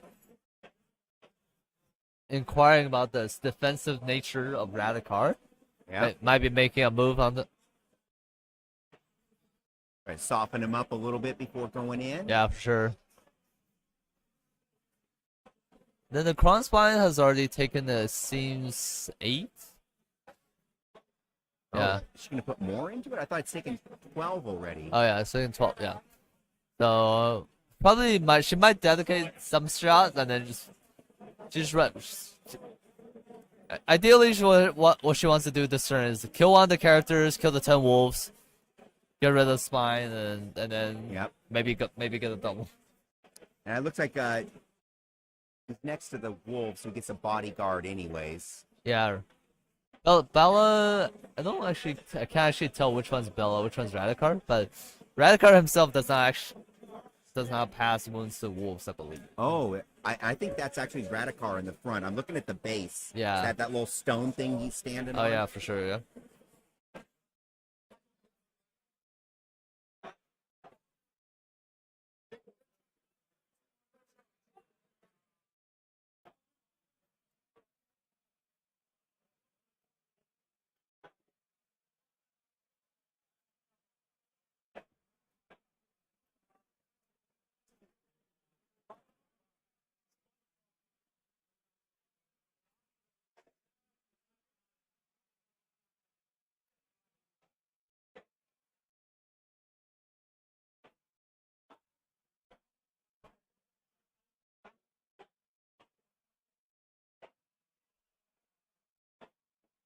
Ooh, Marathi's big gun connected on Radicar. I believe at this point the Graveguard is still in the graves. That's a hard. I'll get someone to double check for you. It doesn't seem like he brought it on. I believe it's. Yeah, John is playing a very close list with a Necromancer General, Radicar the Beast, Belladama, a Necromancer Bonnet and Incarnate also, 3 10-mans of Direwolves, a 20-man of Deadwalker Zombies, and the two 10-mans of Graveguard and the Purple Sun.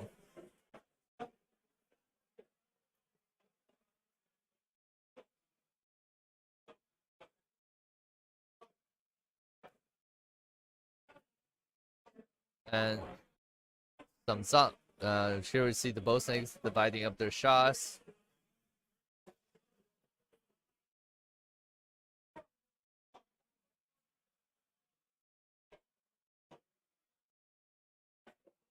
They're just double checking who is in range of what.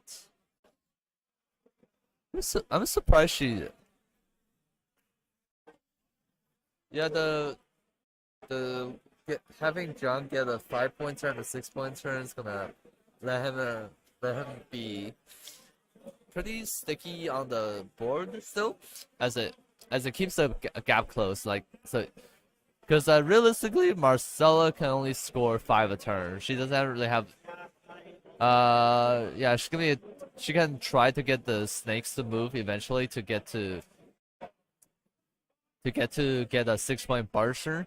But Marcella also has to consider another thing: is that her snakes needs to fight at some point to get the grand strategy. So if she doesn't like start moving them, like it's very easy for John to deny Marcella the grand strategy.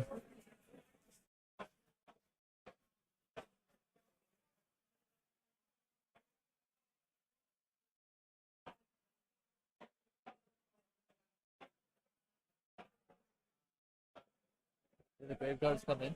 Oh my god. What? Did the graveyard come in yet? No, not yet. How do you think, as fellow Dollars of Khaine player watching this game? I want to be playing. Yeah, I want to play so bad. that's nice, no? It's tough. It's interesting. Like she's maxed out, almost maxed out the wounds on the incarnate, but Yeah. it doesn't matter. It's still gonna fight. Yeah.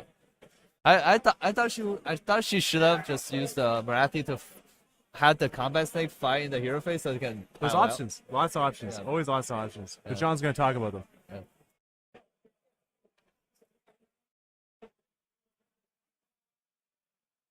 Thank you, Dayton. Well, I went on a little scouting mission. Oh yeah. Closer look on things up there. How's it looking? It's looking like I don't have to pee anymore. Ah, I see. It's pretty interesting. Yeah, it's going pretty interesting. Some updates. Jacob Brandon, the finalist of Summer Slaughter, has managed to pick up the 3rd win for the day. Ooh, very nice. Still playing the Skaven, and he's cut Slink from his list, the character warband, and just Nice. opted for more bodies. That seems to be the trick with that new Skaven book. Yeah. Bodies, bodies, bodies. And then Gavin Gagar, Seraphon player we streamed for first round, has also picked up a 3rd win. Yep. I would not be surprised to see Gavin all the way in the last round. He might just come back on the stream a couple more times. In fact, that was one of our discussions, whether we wanted him on early. Yeah.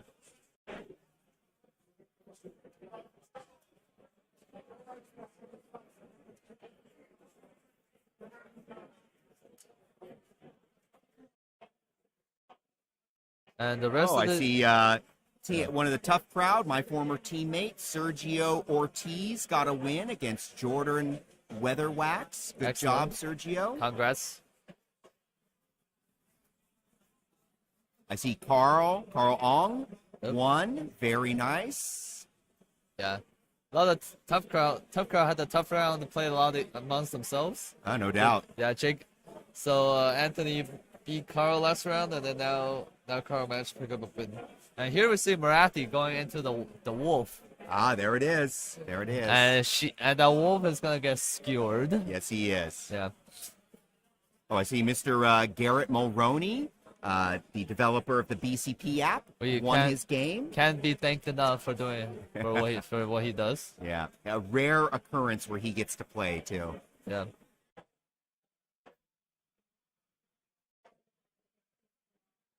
You know, he originally wrote that app just because one of our friends was running a tournament and needed something. He's like, "Oh, I can bust out a quick app for you," Yeah. and we've all benefited. And then we see Marcella here using the melee, piling the melee sticks away from the cross spine so it doesn't get to take the snakes to Yeah. the graves with it. It's his last dying breath. So did she? I missed it. Did she end up shooting at the Kron Spine and the wolves? Yeah, and then players having a discussion about how Paladin works.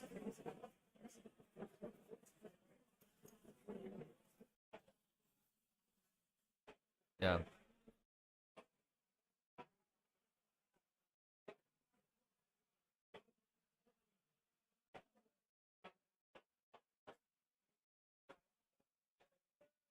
Yep. So you see the player discussing how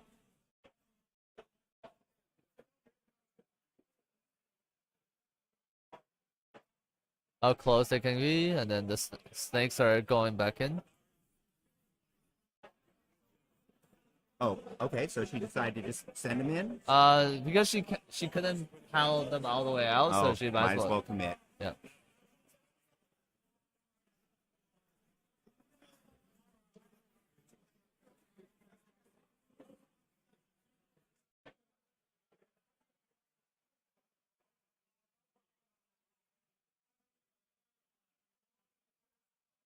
Oh, nice. A little bit of Yeah. nice tabletop play. John reminding Marcella that she needed to do her monstrous action.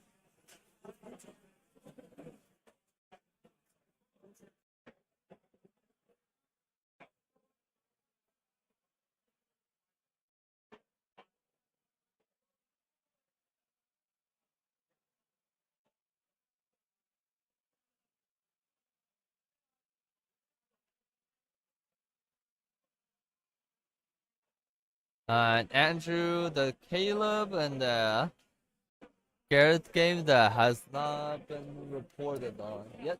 We'll see. Gareth, what you might not expect from an Englishman is actually an enjoyer of the spicy foods too. So I gave him some of my caprica over the summer, earlier this summer. He's already finished it off. He is the first person to ask for a second jar. He does live in SoCal. He does. But it was funny, when I offered to him, he's like, I don't know if I can handle that. Yeah. But no. The man likes his spice. And the 1 hour mark has been called. Yeah, 1 hour remaining. We're at the bottom of 2. Yep. So we're about 10 minutes off schedule. But I think things are going to pick up pace after this. Yeah.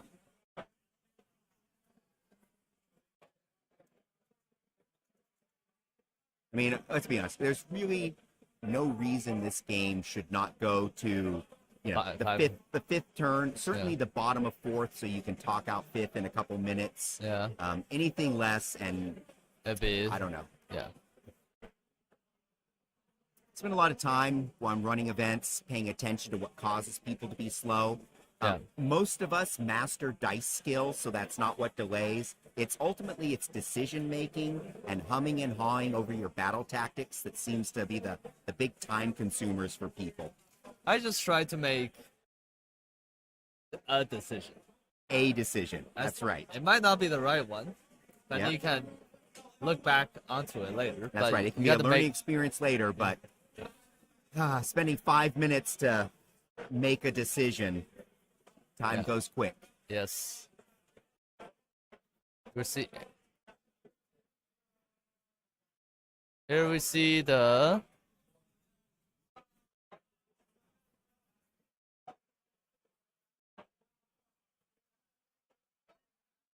I believe that's actually Belladama.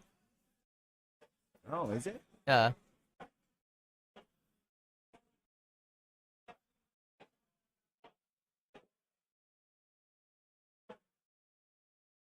Marathi has taken her first 2 wounds. She's not in much danger. Yeah.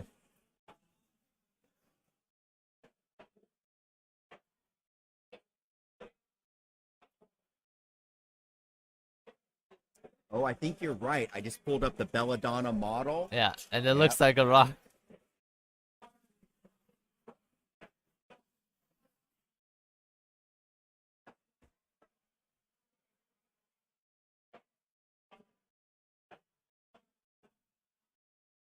I don't know, Andrew. Is there really a difference? Ooh. Don't let him hear it.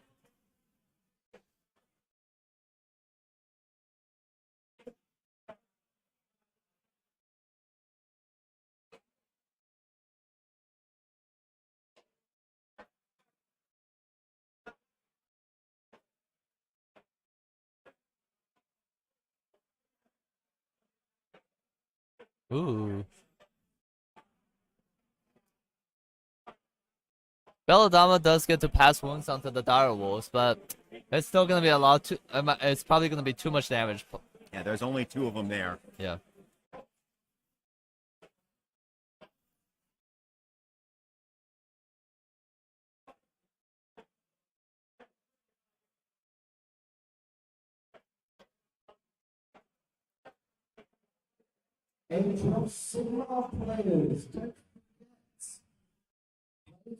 Yes. Okay. Jordan is in fact 2-0.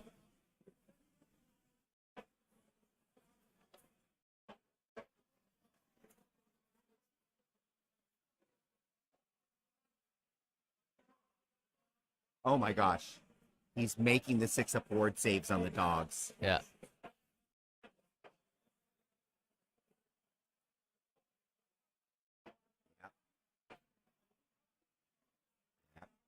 Nice damage reduction.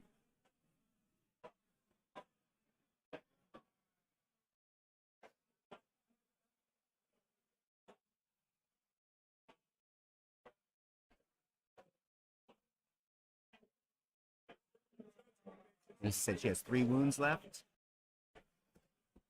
Yeah, it should be.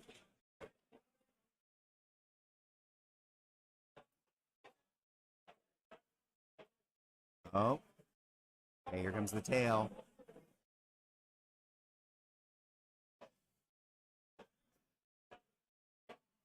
All right. And That's Bella. it. She survives. Bella has lived.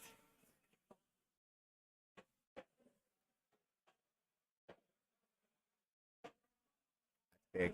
Yeah. Now she has to spend resources getting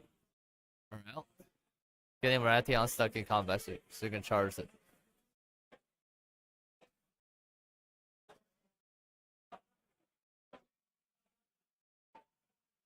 Here's the crown spine activating to the melee snakes.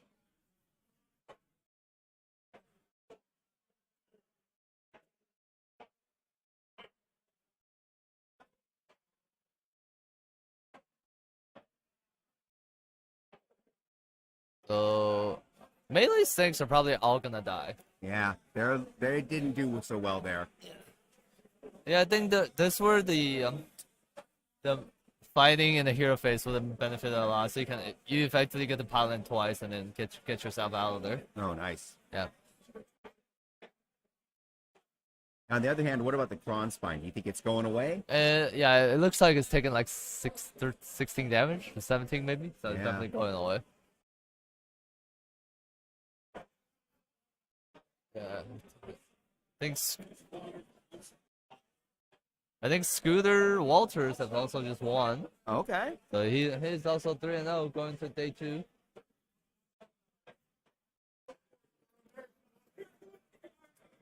So one snake is left. Yep. Yes. Nicholas Scooter Walters. So, And yep. that's the snakes. Lost the battle shock. Yep. Right.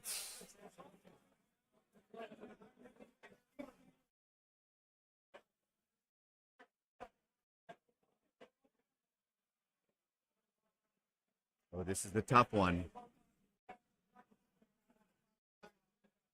Right. That's right. The Kron spine didn't go wild, right? Yeah. Well, it's not wild. It just dies.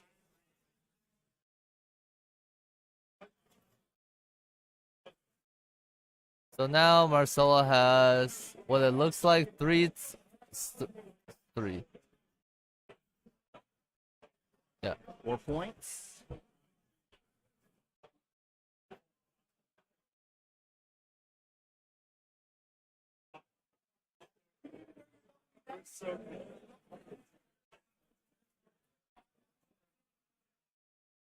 Uh-oh. And it looks like Marcella has won the prio, and this might be one of those mystical 30 doubles people talk about. Okay. The best part of the game. Yes. Actually, yes, I think. I'm not saying that sarcastically. Yeah. I've got a couple dozen podcasts of me extolling why I like the double turn. It to me is just this layer of tactics. What's a quick summary of it? A quick summary. Well, to me, it adds an extra layer of strategy to the game. It's not something that you sit there and become victimized by. It's something you take control of, and it should inform whether or not you're going to take that big risk and extend yourself out or play a little more conservative. It just has an overall effect that is awesome. It's like a credit card debt. You gotta pay it back some point. That's right. You got to pay it back. It's kind of sweet when you're at the beginning.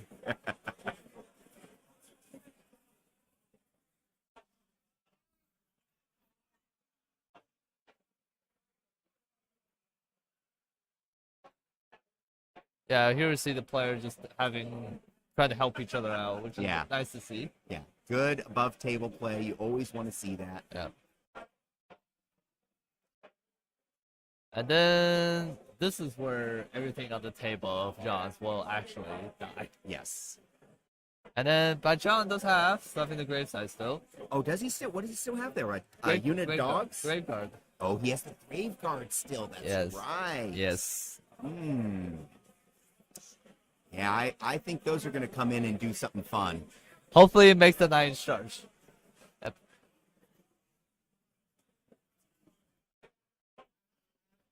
It is Bella's finest hour. Oh, yeah.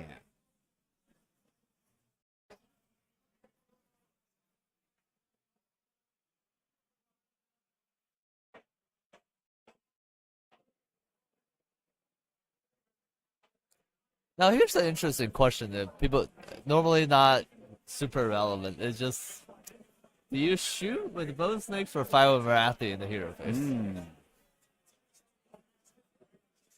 The sun has been dispelled. There we go. The sun is gone. Make it go away. Uh-oh. It wasn't the cool skull anymore anyway, so. Yeah.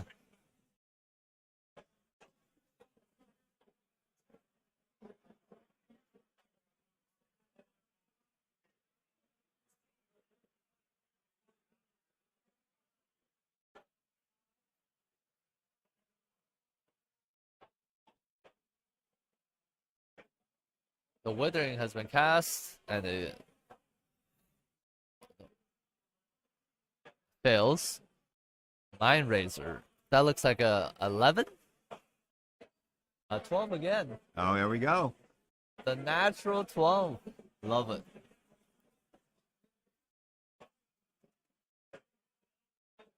The big snake. There we go. She just cranked up blender mode. And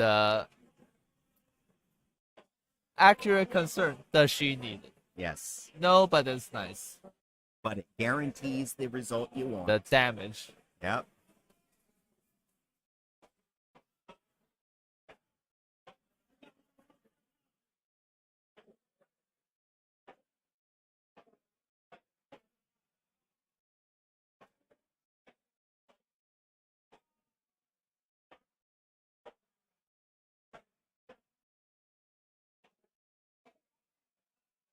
Yeah, here we see players start walking around after Yeah.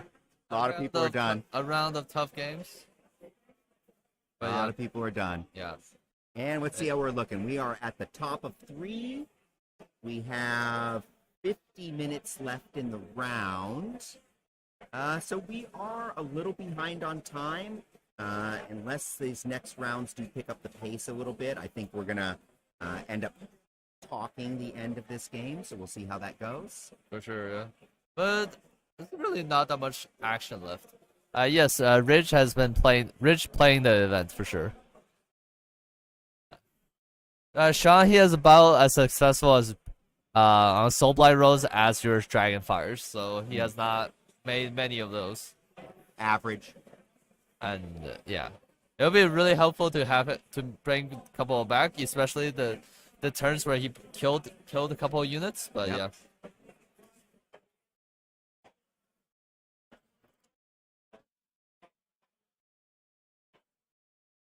And the Belladama has went back to the grave. Yep. Goodbye. See John rolling Marcella's dice to speed things up a little bit. I don't actually know what's your opinion on that.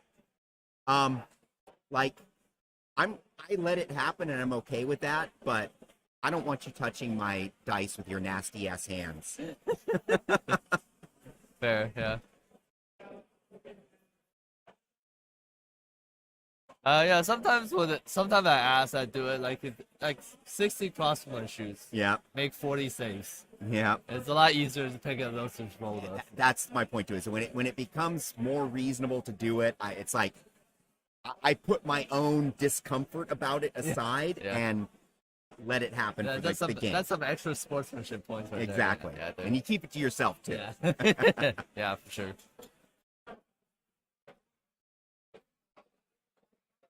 And then the Necromancer has also died to the hero face shooting from the bow snakes. And now she's basically gonna score 5, and then let's see how John comes back to it. I think zombies are still kind of hanging out in the wings over there. Yes. They're definitely gonna, I'd say, run onto the objective. Yeah. But I think John still controls that one anyways. Yes. Which Marcella has to take first. Yep. Which else? Probably gonna charge into some direwolves. Oh yeah, made themselves over there. That would have been an interesting target for her to put Mind Razor on if she was planning to sending those in. And this is battle round 3, which means the Direwolves of Khaine army are naturally +1 to hit. Oh, are they? Okay, yeah, nice. In melee. And those abilities stack, right? Yeah, so Marcella's whole army is currently +1 to hit, +1 to run, and +1 to charge. Very nice.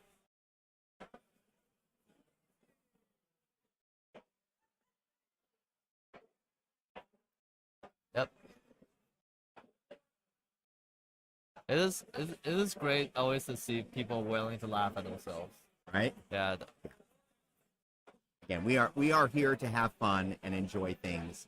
And I, for one, just love when silly dice-based things happen on the table. What is your thought, speaking of that, on the Purple Sun? It is quite silly. It is. So I would have thought it was more overpowered, except I was talking to Mike Vaginos earlier, and he did a little analysis on it. And he was saying that, basically, people running the Purple Sun actually tend to be ranking lower, not higher, because of its use. So it's one of those things I think that looks good, but maybe people are over-relying on it, or it doesn't actually perform as it looks on paper. So, we'll see. It seems strong on paper, but it doesn't seem like it's actually effective. Yeah, one of the things about the Purple Sun, it is casting value of 8. Yeah. So if you bring it and our faction doesn't have a reliable way to have bonuses to cast, rerolls, it's like that. And then it becomes like not very useful. Like you get it off not a big amount of times. Right. And then it's not cheap. And people are bringing spell defense because of it. Like you see people bring more spell deny units like Stormdrake, and then like Hollow Heart, and then also just people generally have like, you can screen out the Purple Sun, and then to make sure you don't get those like tragic moments where your Maw Crusher dies. So then what happens with the Purple Suns, right, is the skilled player, the experienced player, knows how to defend against it, knows how to screen against it, prevents it from being a problem, and then it just ends up giving less experienced or weaker players a bad day. So yeah, he's getting his ass kicked. He's got like nothing on the table except an incarnate. Yeah. Who's that? Jordan. Oh, really? It looks like Anthony's going to be Gavin. Oh, my gosh. Wait, Anthony's playing Germany. Or Germany, sorry. Oh, wow. We just saw breaking news from the Tough Crowd. It looks like Anthony is doing very well against the reigning Nova ITC Invitational winner. That's right. And then Jordan, the host of Seasons of War, is having a troubled a troubled experience. And yeah, we'll see how that goes. I was thinking about that about Jeremy too. Is after going the 4 rounds in the Invitational in a winning mode, but he also won 5-0 last week at the Emerald City Open. Fair. Yeah. So are we looking at a little bit of battle fatigue from our champion, Le Bogeyman? Maybe it's definitely it could be a tough matchup. So the matchup they're playing Zinch on Zinch against Daughters of Khaine. Yeah, Zinch against Daughters of Khaine. Zinch does have one thing it's really good at: killing specific character models, which Daughters of Khaine does rely on. Exactly, projecting all those mortal wounds. Yeah, so it could be that, and then Jordan's game is let's see, what is Jordan playing against? Oh, I heard an all-out attack. Yeah, Marcella just what we call in the business the cleanup phase. Yes. Yeah.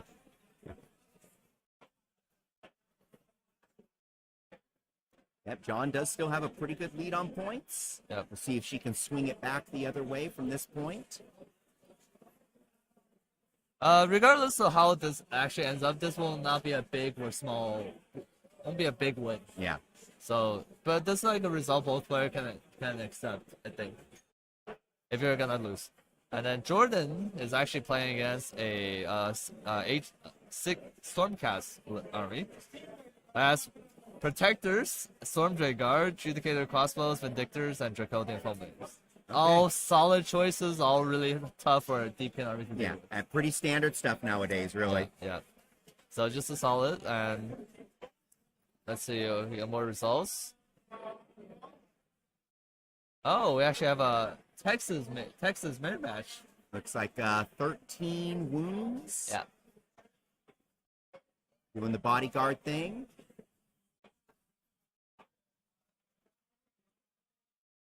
Oh, youngest person at the event, huh, Andrew? That's cool. Congratulations for him maybe getting a win. Now we have the Texas Mirror match. Christopher Schelling against winner of the last stream rounds. Oh, yeah, James yeah. West. And the Giants managed to beat up the Magicans on Nergal. So congrats to Chris Schelling going 3-0. Yeah, Giants are still showing strong from what I can see. Yeah.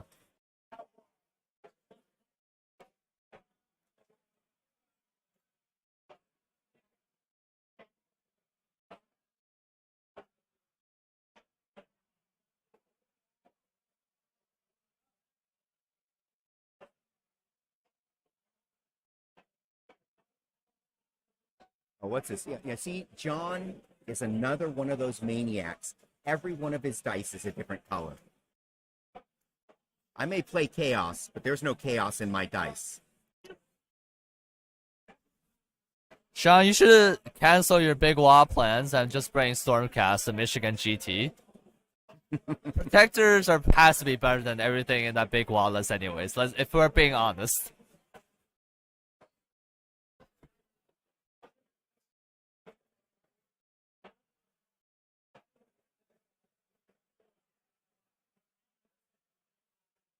Here we just see dogs getting sliced, getting arrow shot, getting stared at by Marathi, just all bad things. I think the character's actually deflecting these arrows into the dogs. Yeah, and then just like shoot the puppies, like Terrible. terrible.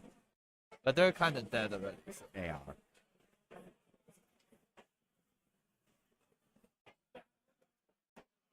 Those are actually really fun models, too. Yeah. I took a bunch of them and converted them, adding corn bits and Chaos Terminator bits to turn them into my wife's Dogs of Corn. Oh, awesome. Yeah, we bought those during a period when the Finecast wasn't available. Plus, Finecast, right? Radikar the Beast has taken his first wounds. Yeah, 9 left, I heard. Yeah. And it's gonna get stabbed by a very angry snake. I anticipate this with to with the Mind Razor Marathon. Nothing gets quite as scary as that. Ooh. Now Marcella, I think Marcella is actually in danger of failing her grand strategy. Because as we see, these bow snakes have not fought in combat yet. That's true. And then this getting to that point, it's gonna might be difficult for them to participate in the combat phase. Yeah. But they've been pretty effective with their shooting. Yeah, Again, we'll but see where the Grave Guard comes in. And then Those she zombies needs up to in get corner. the bow snakes into the mix to secure her grand strategy. I believe the count is the bow snakes and then the little Marathi as her moniker actually. Marathi Khaine herself on Twitter. So those two are the last units that still needs to fight. Speed Oliver. In tough ground news, Basil has just beaten Oliver Nice. to get himself in the 3-0. Congrats, Basil. That's just another one of those Seraphon guys into the potential good running into the top 8. Yeah. We'll bring you more tough crowd news as the day goes on. Yeah. Yeah. Check out the thumbnail. I will say that the Tough Crowd has the coolest swag in the entire tournament. Who else has? My co-host here with his swanky socks. Marcella has cool leggings. And the Saw jersey. some nifty hats earlier. Who knows what else is going on?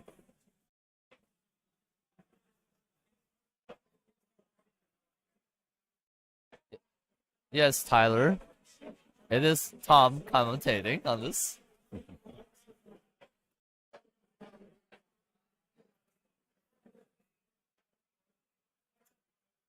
Yep.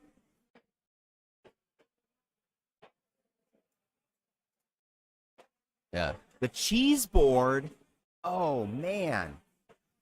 Now we're talking. I'd use it to slice up peppers.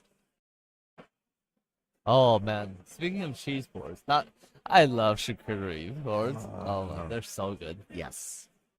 I'm also a big fan of Italian food in general. Yeah, you know, my buddy Logan, who's over here from Italy, maybe the longest traveler to make it to this event. That's for sure. It has to be. But he was talking about all the amazing cheese over in Italy with me last night, and oh man, some local fresh mozzarella. Oh my gosh, It sounds a little cheesy, but sounds a little cheesy, but yeah. you know you're into it. Oh, for sure, yeah. Garlic bread is just one of those things that I can always go for a piece. Right? Yeah. Always good. Yeah.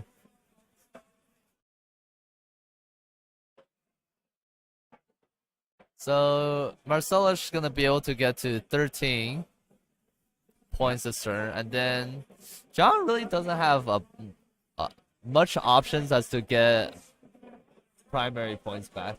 Yeah. She can just throw zombies onto the point where Little Marathi is standing on, and then We'll get one. and then the Grave Guards can just try to roll 9 shards. They might, so he might get 2. Yeah, and then to try to get onto the bow snakes. And of course, we'll have to see if he can get a battle tactic this turn. So I think he's still going to be able to maintain his lead Yeah, for a moment. yeah. And then it just comes down to at that point the picking the tactics. Yep.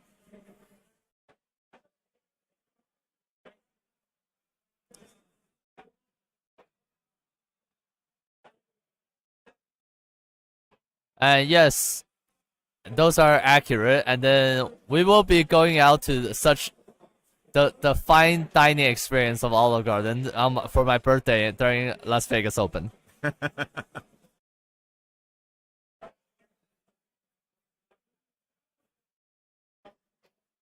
The harpies have been sliced.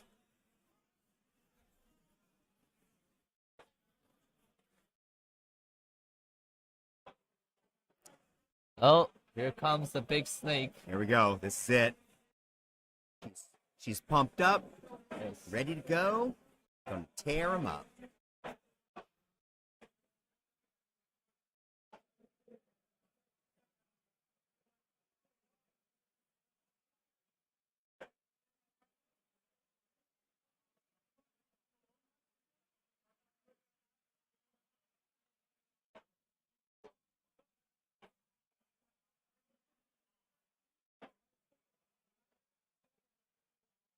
Little discussion over the stacking of minuses there. Yep.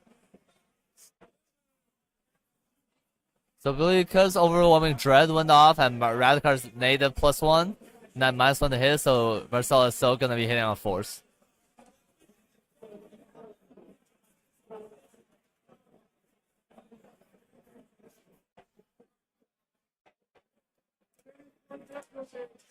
And we just hear Radicar's 1 left.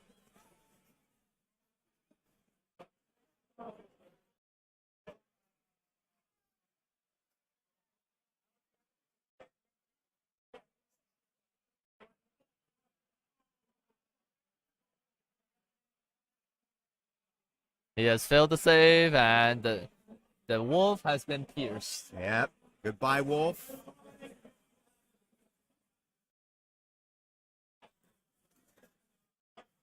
So John has 1 character left, right? I believe they have all died. All dead. The Necro's died, the Radicar is dead, the Valadama is dead. But he's still smiling. Yeah. He's got a big smile on his face. Having fun over there. He's still playing Warhammer, so. Yeah, right? The only thing better than playing Warhammer Yeah. is more Warhammer. For sure.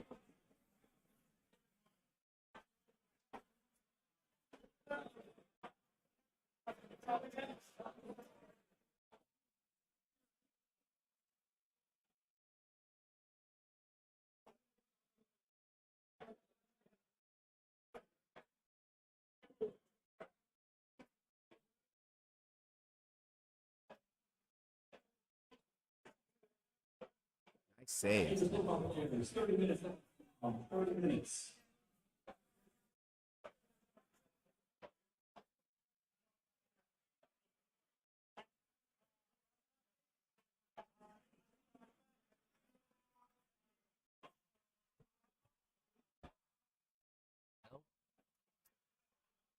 So we're still not bringing any And Jordan, the host of Seasons of War, have officially lost. Yes.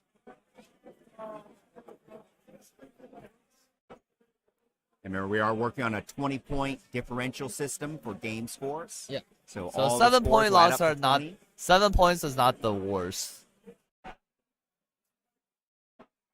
Oh, Gareth Thomas, Yeah. the TO from SoCal, has just secured his 3rd win. Oh, here we go. The man is always a threat. Yep. The Corn's champion himself, one might say. Yep, he took Renaissance first AO. Oh, congratulations. Yep.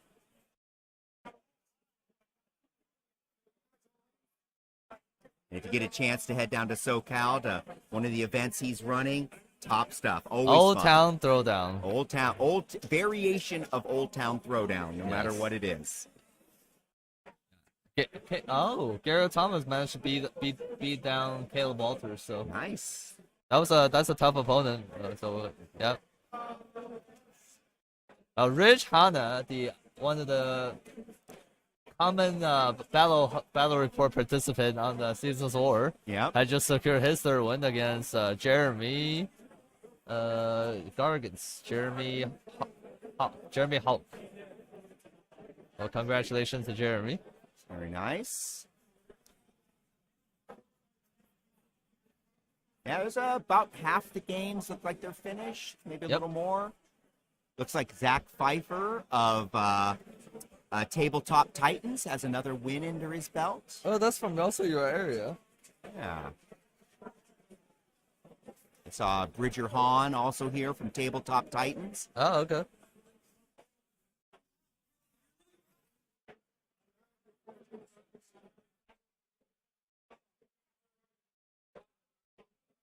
Oh, we hear you, John. Yeah. We hear you. We hear you just fine. Desecrate the land has been chosen. Yeah, I think. Yeah. Yeah, John's just scrambling for points at this point.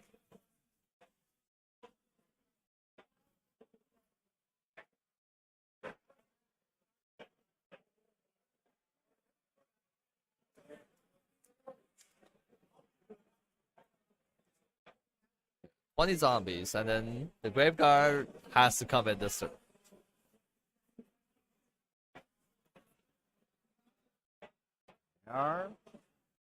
No zombies up.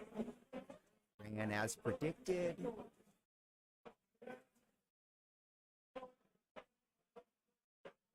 And they're just going to go ahead and own that objective for the rest of the game. Yeah, I think Marcella can just. This is a good opportunity for Marcella maybe to try to get in on shoot. Oh, here we go. Oh, here we go. John has give Marcella an L for the grand strategy. That's what I was thinking. Yeah. Is the clock being used for this game? I don't believe so, Andrew. And they are approaching the 25 minutes for the until like about 25 minutes left. Yeah. Round 3 now, according to the rubric from GW, they should be at 4th battle round complete, or basically just finishing the 4th battle round. Yeah, they're about a round behind. So yeah. In 7 more minutes, we get to the don't start a new battle round phase. Yeah. Now, people on the stream are given a little bit more time. Yeah. So the reality is they probably have closer to... but this game should wrap up pretty right fast now. because Johns have 2 units to put. Okay, he's gonna roll some 9 charges, roll some prile, and then. Yeah, his hero phase is suddenly real fast. Yeah. Turns out, can't have a hero phase without heroes. Yeah, something about that. Yeah. Oh, we got another result. Anthony Trentinelli has beaten up Jeremy Vessier. Oh, that's a big one. That's a big one, yeah. Yeah. So well, I know what that means. I gotta buy Jeremy a drink later. Yeah, and luckily I've got a bottle of Glenlivet in my room for just such an occasion. Yeah. One thing goes down, the other one rises to take its place. Right. Yeah. Yeah, I probably would not have done this if I was John, because that's like the only this play is the only way that Marcella was gonna get her grand strat to like the bow snakes fight. Yeah. Yeah, so I mean, I would probably just try to keep away, maybe go up there to take the zone back or something. yeah, I mean, at this point, is that a gift move? I think so. Yeah. Yeah. Yeah, because he could have actually scored 5 this turn. Yeah, he could have done a similar thing with Desecrate, maybe. 3 points. Yep, John has gotten 3 points, and then 1 prio and taking a double in one very swift motion. And obviously has not brought any units back because 5 pluses are tough.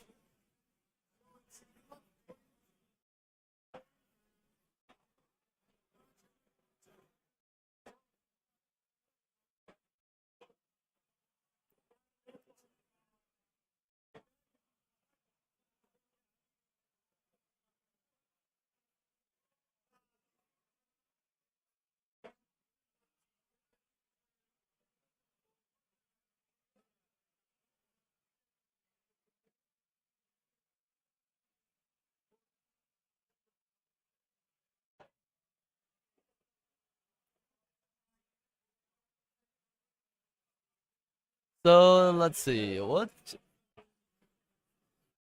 John could I believe gaining momentum is still in play. So yeah. He's gonna go. I mean, at this point, he's committed enough. He's definitely moving the Graveguard to try to. Talus Overlord. Callous Overlord? Talus Overlord. Oh yes, Soulblight tactic. Yes.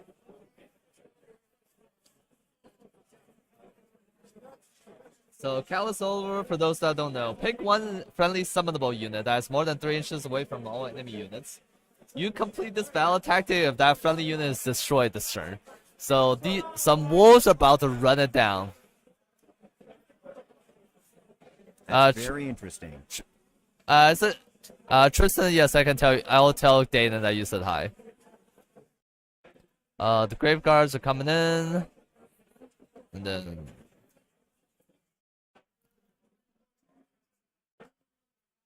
I guess that actually makes sense then, why he would set up a unit that he knows is going to get charged, knows is going to get killed, and it's going to get him his battle tactic. yeah, it has to be his turn, so it's generally pretty funny when it happens. It just goes in and charge the thing that you know will kill you. There it is.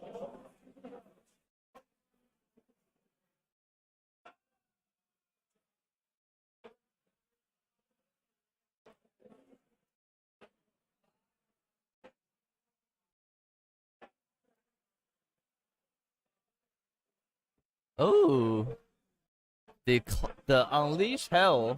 Yep. Let's roll.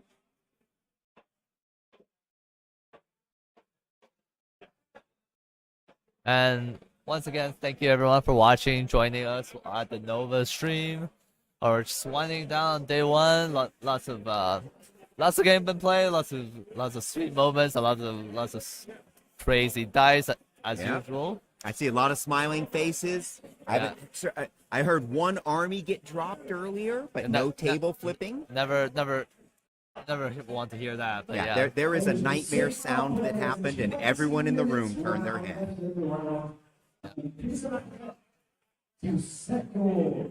So it's OJ won. He's 2-1. Owen Jackson has just won his game in Tough Ground News. Jeremy. Yep. Nice. We just had some announcements from our TO, Mr. James O'Brien, running a smooth and wonderful event here at the Nova Open AOS Grand Championships. Once again, this is John Feuerhelm and Tom Guan covering round 3. And Richmond. Yep.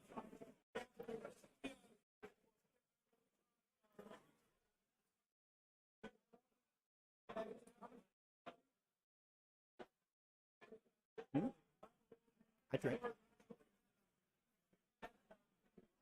That'd be wonderful. Thank you. Yeah. Anything's good.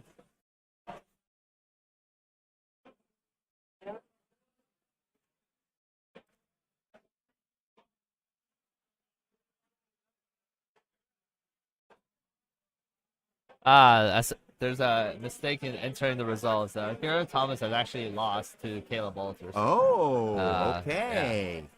But it sounds like it was a really close game. I'm sure it was. So we'll have to see what that point split is. Again, one person who has lost a game will be going on to the finals. I think it was 3 actually. Oh, is it going to be 3? Yeah, it's only 5 undefeated. Okay. Yeah, so it's close losses are always going to be good. Yeah, well, if there's 3 people that lost going into the finals, that's actually a lot of opportunity there. Yeah, a lot of people fighting for that spot.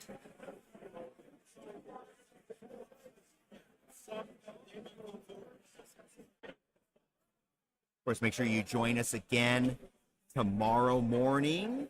Let's see what time that action starts for us. Oh, there it is. Okay, tomorrow morning, Saturday, round 4 starts at 9 a.m. That's going to be Dayton and myself with the coverage. Then we're going to have round 5 from 1 to 4 p.m. That's probably going to end up being myself and Emma doing that one. We'll see how that goes. And then round 6 is going to be at 4:30 p.m. again. That'll be the first round of the finals. So we'll have done the top 8 cut at that point. And of course, Dayton and Tom are going to be giving you that coverage. And then on the last day, we're going to come back on Sunday morning for those last 2 rounds. Thank you very much, sir. And of course, you'll have myself and Tom and Dayton and Emma to finish off the tournament. It should be a wonderful, Fantastic. wonderful series of games ahead of you. There's going to be so many double turns. Oh, yeah. Can't even count that high. All the double turns. Yeah. I mean, we might get 3 in this game alone.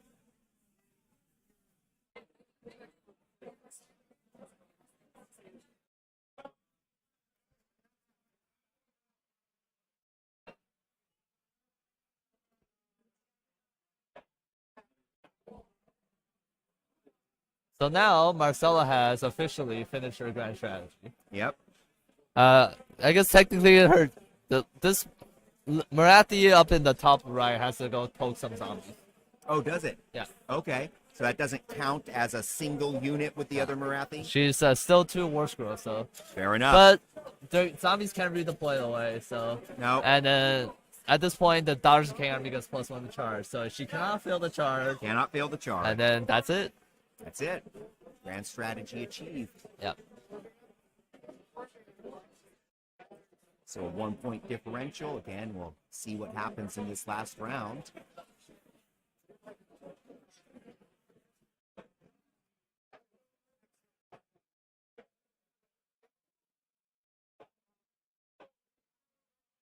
Well, don't worry. Dayton is covering half the game, so you'll hear plenty of his sexy, soothing voice. Yeah. In fact, he's approaching this way right now. Of course, he just brought me a fine lager from the one of the Nova bars there. Yeah. I've been drinking a White Claw. Very nice. Yeah. Traditional gamer drink. Yeah. Maintains your hydration and your mental ability to just deal with shit. One more so than the other. I will say, if you find yourself humming and hawing at the table too much, maybe you need another drink.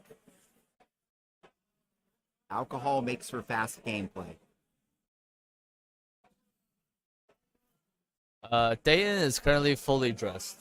Well, I mean, yes, but they're not full pieces of clothes. So, well, he first off has 2 points. 2-point turn for.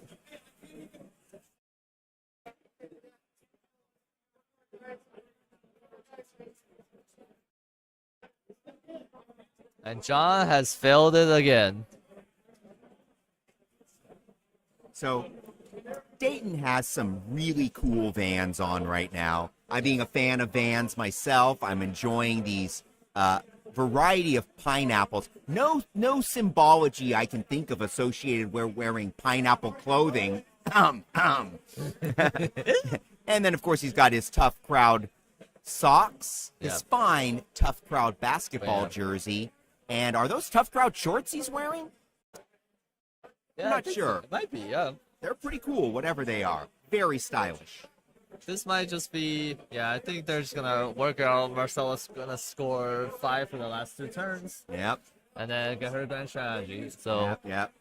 should be If they're not talking it out yet, they're about to. Yeah. And I will talk it out for them. Right? Yeah. So she's probably gonna end up 26 points. And then John, unfortunately, will not be able to finish his grand strat of Right.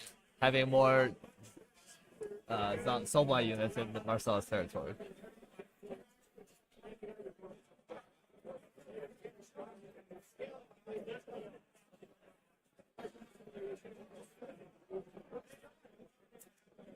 Oh, there's the gaining momentum.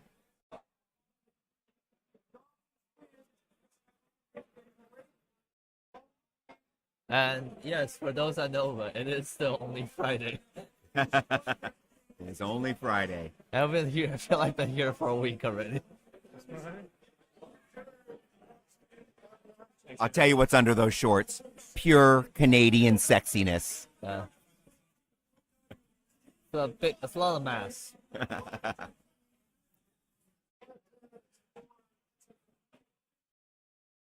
Oh, a mirror dance has occurred. That's interesting.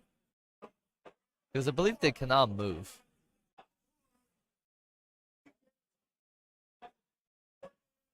Yes, Sean. Callous Overlord has failed because dogs just can't kill that many models. I believe it's a lack of oversight for them to be winning on 4s in melee. I feel like that could be fixed. It's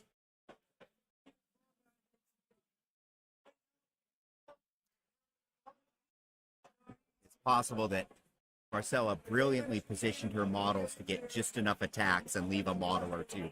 That definitely is the case, but I like my narrative. 6 or 5.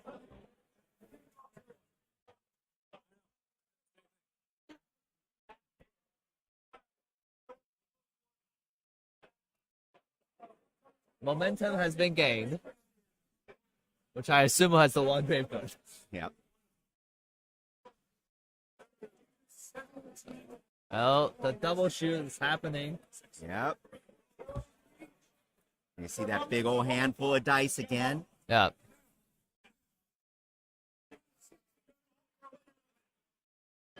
And behind us, the narrative has begun. Oh, that's right. That is some kind of Lord of the Rings, Hobbit, Battle of Five Armies miniatures. Yeah. Looks like 15 millimeter scale. Yep. Looks like 6 mortals and then a lot of dead skeletons. Although, We randomly have a Star Wars narrative too. That should be fun. yeah.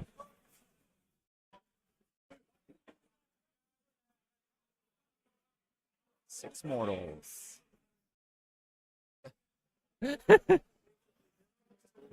Players have some friendly banter. That's right. Always It's the point of the game where everyone knows what's going to happen. Yeah. Might as well be classy and fun.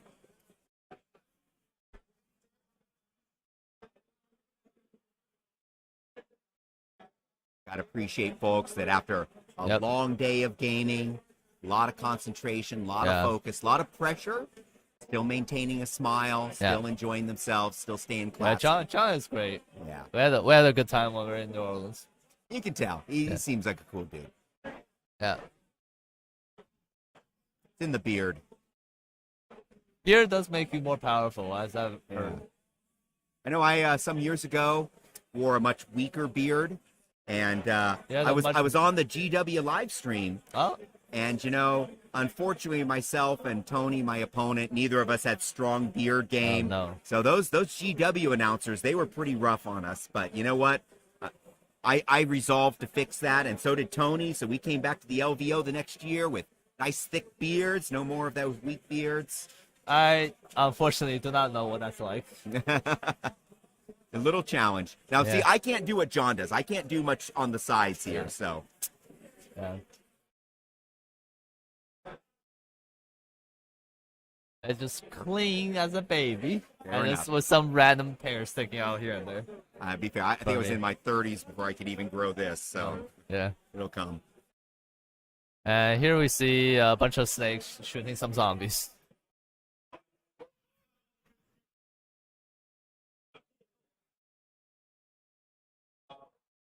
Running light on targets. Yep.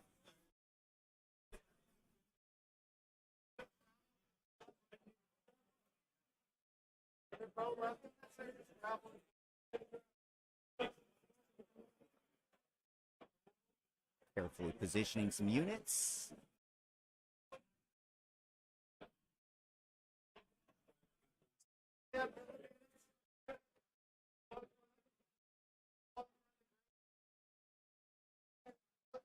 There were two models. The blood records. Oh. Oh, right. Blood Rack Medusa has also not fought yet. As Okay. we Guess just we missed that. just read some news. There's a lot of snakes on the table. Yeah. So yeah, unfortunately, the dark grand strategy is as balanced as they intended, so will not be accomplished. Yep. So, but neither one will get their grand strategy. Yep. Comes down to points on the table. Still think Marcel looking pretty solid. Yeah. Her late game just getting enough 2 5-point turns. Is, Right.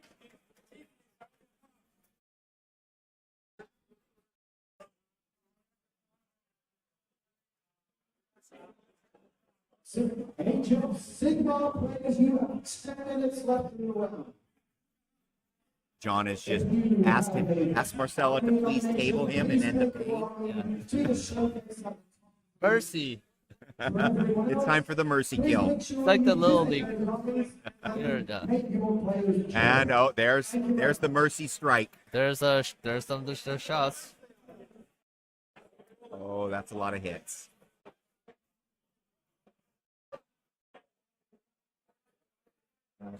And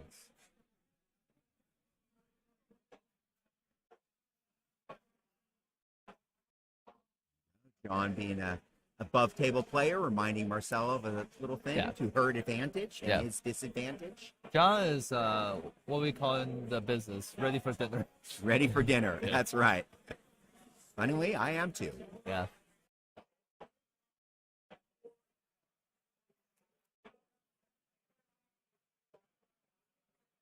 What? 23 saves.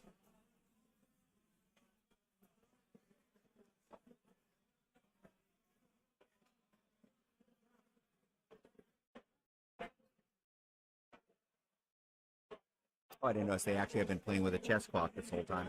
Yes, I agree, Terry. It did feel kind of tough for Johns to play into Daughters of Khaine.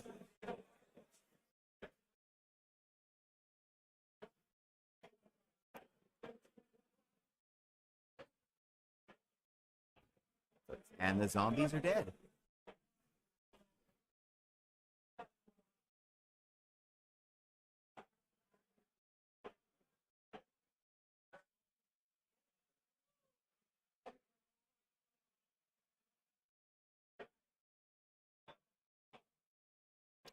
The zombies have been put down. Yes. They were kind of nasty. They needed to go. Yeah. I'm surprised they went down in one series of shooting, but they were kind of all on their own out there anyway, so. I agree, Terry. Any list that can take skinks should take skinks. I agree too. Yeah. I'll be having the best unit discussion when it's my round to commentate tomorrow.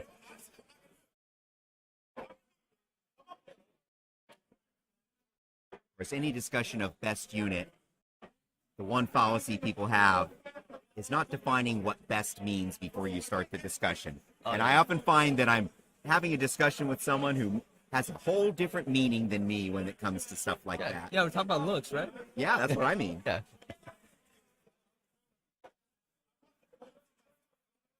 Heck, nowadays with GW, that's a tough call. Yeah. What is the best looking kit? What is the best looking single Actually, model what is in yours? the game? What is yours? What? Your favorite looking kit? My favorite looking kit.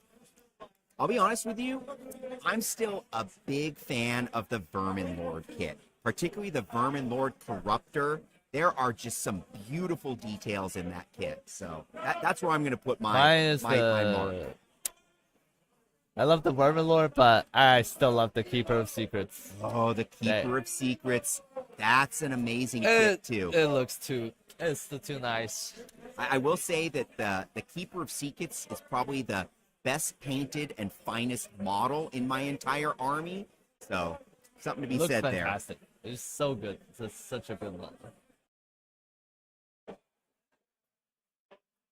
I suspect they're going to see some table time real soon. Maybe a week? I think Sean had. I think Spirit Host actually is a pretty good kit they made also. Yeah? Yeah, love the floaties.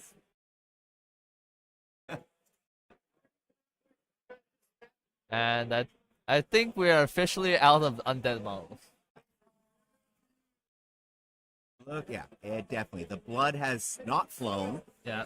but Radikar probably bleeds. he might have bled a little. Bella. Yeah, maybe some stale blood on the Yeah. outside. Yeah.